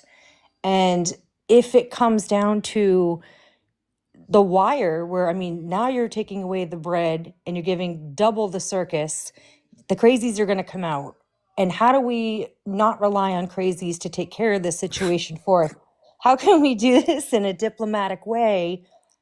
And it's going to come down to not one day, not a weekend, not a week of pulling back, spending your money on the things they rely on for our useless spending to make us happy. It's going to have to be a month of no spending on that stupid shit, save it, or something along the lines of, why are we still paying an electric bill if we all, in consensus, the majority of us, don't pay the bill? And let it hit them and show them that we have the power. Are you going to make us sit in a month of blackout? Probably. But will we win at the end, where we should have free energy? It's coming down to that, sadly. But I don't think that the people know that the majority of those small decisions I mean, that ban on Target and Walmart, that hit their pockets big time, but only for a second, because they'll promote for 2 weeks after and make that money back in a hot second, from my perspective, knowing corporate America. And by the It way, has the bus boycott went for a year. really. Hmm. And has it bounced back at all? Did they just up the price $1 and No, now it's made back? the bus boycott I'm referring to is what MLK did in Selma. That was a year sustained effort. That's what got him, put a target on his back. But that's why it was effective, because it was a year of sustained effort where he was disrupting commerce. And what you said about MLK being the one standing behind a white person signing or designing or creating, how do we look at it as, why is history repeating itself? But to take what worked in the past, what MLK did, and what Rosa Parks did, and women in general, all those that have been suppressed, unite and start to make collective decisions as if it's a union, almost like an American union, where regardless of your political stance and how much they've divided us, let's just look at the core fundamentals and say, we don't like this. We're paying taxes for you to make this concentration alligator, crocodile, whatever camp. It's flooding. It's not humane. That's one thing. You're taking away from Medicare. You're taking away from women's rights, taking away from education. You're dumbing us down. You're not giving back to infrastructure or technology. And all of our taxes are going towards those cuts and then towards what they're trying to put that money towards. They're no longer prioritizing the food for the people. And they're just giving us doubled up circus, and the rich get richer. It's going to break. And if we don't stop the bitch fest, which is a wonderful, safe outlet that we have right now, but being a progressive thinker, the solutions have to start to come. What did MLK do that worked at that time? Take that, add some sort of evolutional spice to it. So I guess my whole key takeaway or point to drive home is that we are all suffering, and it hasn't even scratched the surface about what's about to happen. But to try to think a little bit forward and start thinking, how can we collectively make a decision to influence the change? And on a small factor, if anyone's really, really just struggling, like, I don't know what to do, and we all can't run, and it's so intimidating to run for Congress, and then this whole fear of all that, steps to get to there, and finances. But just being nice to each other, said it twice before, in a divided world, empathy is rebellion. And right now, if we could just be nice to each other, that's one step. If we collectively do that and then start putting our heads together and saying, well, what can we do? What's worked before? What's not worked before? When this exact same thing happened back in the, as you know, we all know the historians of this group, but also to help people that might not be as versed in that. They're relying on our generation, Yoddah, you and me, our age. Yeah. It's not the waiting for the youth. Oh, we can't wait for the millennials to come up and take these old dirtbags on. No, it's us. It's Gen X. It's the very tail end of the boomers. We are the ones that they're looking at us to give guidance on. And it's a wake-up call. Like, no one's going to hold your hand. No one's going to come save you. And sitting silent and relying on one generation to fix another generation's mess, it's not going to work. It's right now. It is you listening. It is you who provided the safe space already. You're a catalyst to this. And it's Hope now so. starting to think from a position of solution. Yeah. Well said. Well said. Thank you so much for that. And you made me think of something. I read recently that millennials consider any kind of punctuation in a text to be aggression. So I don't think they're ready to save anybody. But anyway, that's a whole nother subject. CompuBear, how you doing? I'm doing okay. So I want to, I'm going to try and make it short because I know you're running out of time Take your and I time. can't hear you. No need to proceed quickly. We got time for you. So it was something important I wanted to say to you and Danny. I know that I am very passionate, and I want to explain to you that when I was 4 years old, I met my great grandfather for the first time, and we were at a family reunion.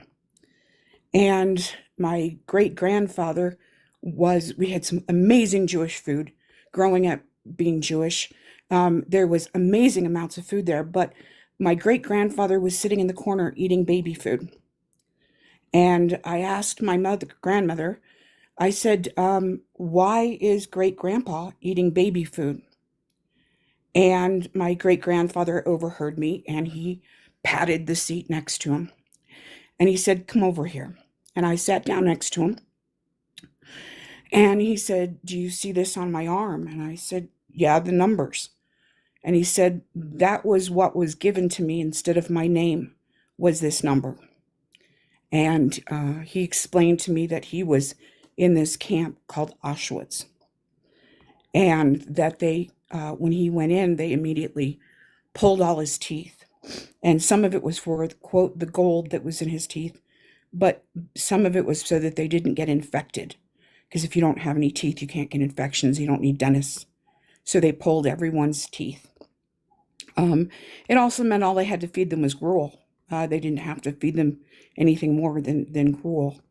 And he told me about other atrocities that happened in there and how some of his friends didn't make it out. And I heard many, many stories growing up from him, and also from people that my grandparents considered, would call, say, my aunt or uncle. They weren't really, but that's what, we were taught back then to call them. And they were all people that had been in Auschwitz. And my grandparents had made a point of making sure that they had a place to live and move money and jobs and land. And my grandfather was very political then and helped create Israel, economy-wise. So the last thing my great-grandfather ever said to me, after he taught me so much about how it started and what happened and what these people did, and like I've heard, how it all started and everything. And I see that comparison now, but he made me promise to never, ever let it happen again. And when he said that, he didn't mean just Jews. He meant don't let it ever happen to anyone. Don't let it happen to the Latinos. Don't let it happen to anyone. And because of what he taught me, I could see it happening clear back in Trump's first term when I was taking the bus to Temple. And we have a very Orthodox temples. So it meant I had to wear a headscarf on the bus and wear it to Temple. And I got off the bus and I got about halfway to Temple. And two boys that were on the bus that had been making fun of me had gotten off behind me. And they beat me up. Because they felt empowered to do so. And whether they thought I was not Jewish or some other religion, because I wore a headscarf was enough to abuse me and beat me up and leave me on the street to be broken. So I have other stories of being Jewish and having my car surrounded by people and beating on the windows and threatening my life for it. And I don't want to see this happen to anybody. And frankly, I have been feeling so helpless. Like, how do I stop this? Like, now I know why these Germans felt helpless in doing anything when my family was in that position. But what can I do? So Yoddah has been giving us instructions on, because we can be pro se, we can sue the government ourselves. And she's giving us instructions of what we have to do and step by step how to do it. She's on here on TikTok. If you don't know who she is, she's a wonderful channel. And so Give for the me first that name time, again, please. it's called Attorney Die, attorney_die. attorney, and how is it DI or DY or DI, DIE? DI, DI. DI. Attorney underscore DI. Excellent. Okay, Wonderful I will. person. I've listened to her several I times. And Awesome. I'm. It's not ringing a bell, but I will look that up as soon as I'm done. Thank you for that. she's teaching us that because we are not attorneys, we are not lawyers, we have actually in some ways more power because judges are more forgiving and we have more things that we can do. And so we're learning how to file our own cases and what to do and all the research we have to do and how we have to format everything. And I mean, she's just amazing with it, but it's given me the opportunity to finally have an outlet of feeling like I can do something personally. I can finally, I mean, I have to collect $1,000 to file, but I can finally do something. I can put my writing talent to use. I can put my, legal talent to use. I can do something. And maybe I won't get noticed in the, I don't know, I think there's 100,000 lawsuits against Trump and Stephen Miller right now. But if I can just just make me feel like I'm at least doing something to stop what I know is happening, what I can see is happening. So if I'm passionate about it, that's kind of why. And you don't have to go any further than Germany. You can only go to Dallas and you can see all of that in Dallas and walk away with that kind of compassion or crying because the museum, the Age Museum there has all of that. And those are all my aunts and uncles who spent time to make that museum personal and put their thoughts and their feelings and they wrote in there and put in things about it. So I would hope everybody would get a chance to have to go any further than Dallas, Texas, to find that compassion and that caring for that. So that's why I'm so passionate about it. Well, first of all, thank you. Thank you, thank you, thank you. I wish that I could say that I don't know what it feels like to be surrounded and have my life threatened.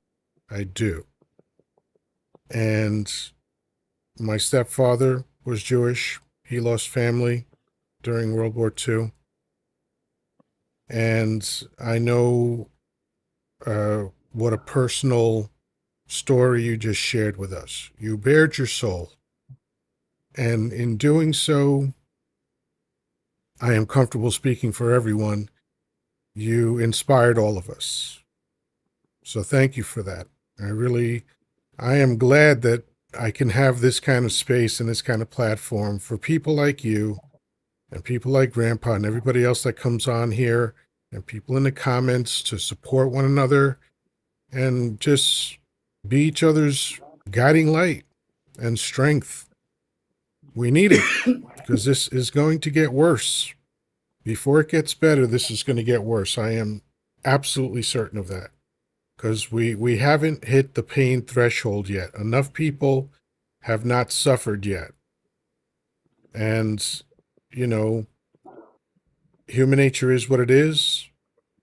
And we're all just trying to get by. We're all just trying to live. We have these decaying meat sacks that have to be fed every day. And, that's what our primary focus is. But once we take care of ourselves and have the strength, then we can start taking care of one another. It's the same instruction you get on an airplane. Make sure you put the mask on yourself first before you try to help anybody else. That's why I run the live that I run is exactly that reason.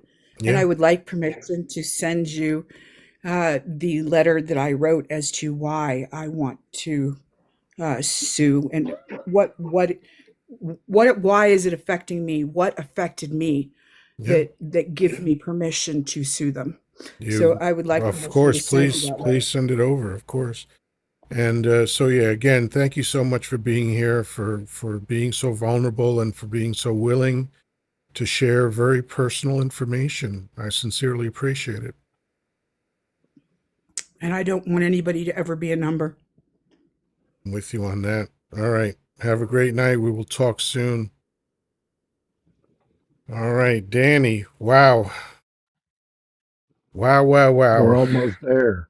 We're almost there. Yeah, we're almost at 100,000. Folks keep tapping. Whatever happens, happens. But man, oh man. Uh,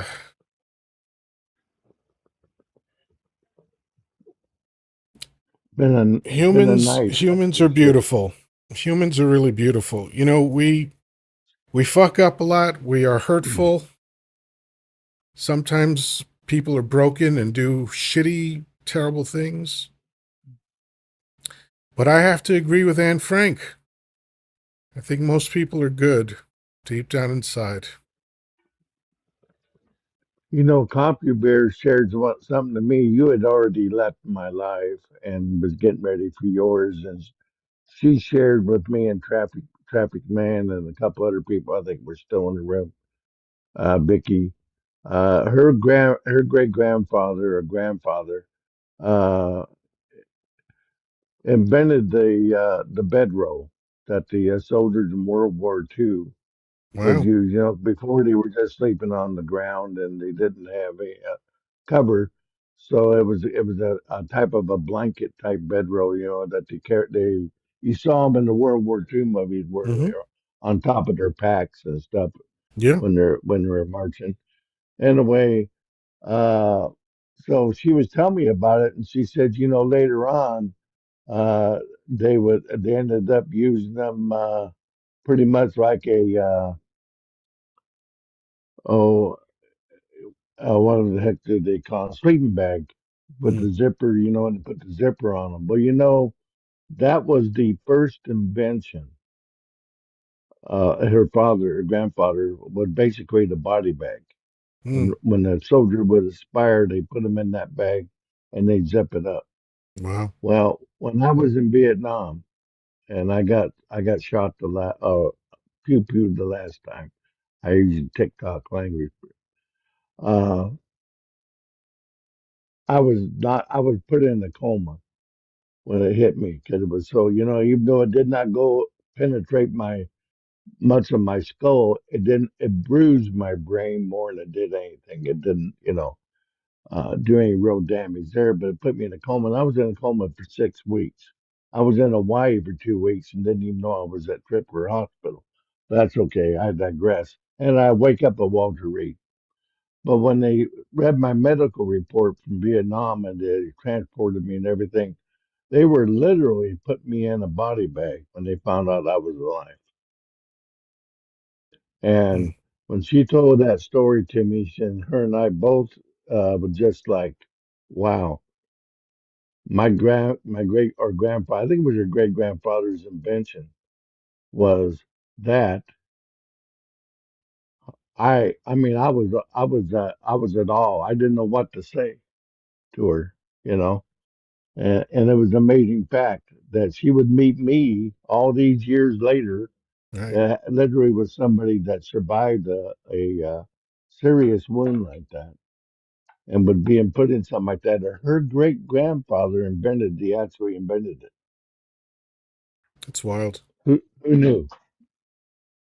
So Absolutely I just wild. thought I'd share that with you because that was something that she told in my life toward the end there, as she was tapping on my screen, getting me over 100,000 likes to where we got. So I just thought I'd pass that on to you. That's Thank you. how sweet she is. She's a remarkable lady, and she comes from a very remarkable Jewish family. And I just have to say, of everyone who stopped by and shared their ideas and thoughts and feelings and stories, you guys mean the world to me. You really do. This is like a form of therapy for me because, you know, I'm frustrated like everybody else is with what's going on. You know, I am a product of the same propaganda that everybody got growing up, and we had this impression of what America was and what America could be. And we've all been disappointed by the reality. And so to come together the way we do and support each other, that just that's just amazing to me. So I'm going to close out Danny, as always, it's been a pleasure. You have a great night, and I'm sure we'll be talking soon, sir. Well, we'll be talking tomorrow night, if not before. Yeah. All right. Take care. All right, Yep. everybody. Thank you so much for coming by. You guys got me over the 100,000 mark for the likes. I sincerely appreciate it. I can't thank you enough. This little live is growing slowly. It's glacial movement at times, but it's moving in the right direction. We're getting more support, more attention, more phenomenal people coming up and sharing their thoughts with us. Um, I just I don't know how else to express my gratitude. I'm just loving this. I just really appreciate this, and keep coming. I'm here Monday through Thursday. I'm sorry, Monday through Saturday. Forgot my own marketing. I'm here Monday through Saturday, 10 p.m. Eastern Time. Hopefully, things will calm down and I won't have to keep going 6 days a week, but so much is happening that I feel it's necessary. And for as long as it takes, I'll be doing this. And everybody, again, thank you so much for being here and sharing your most valuable commodity with me, which is your time. So until next time, peace, love, and granola. Have a good night.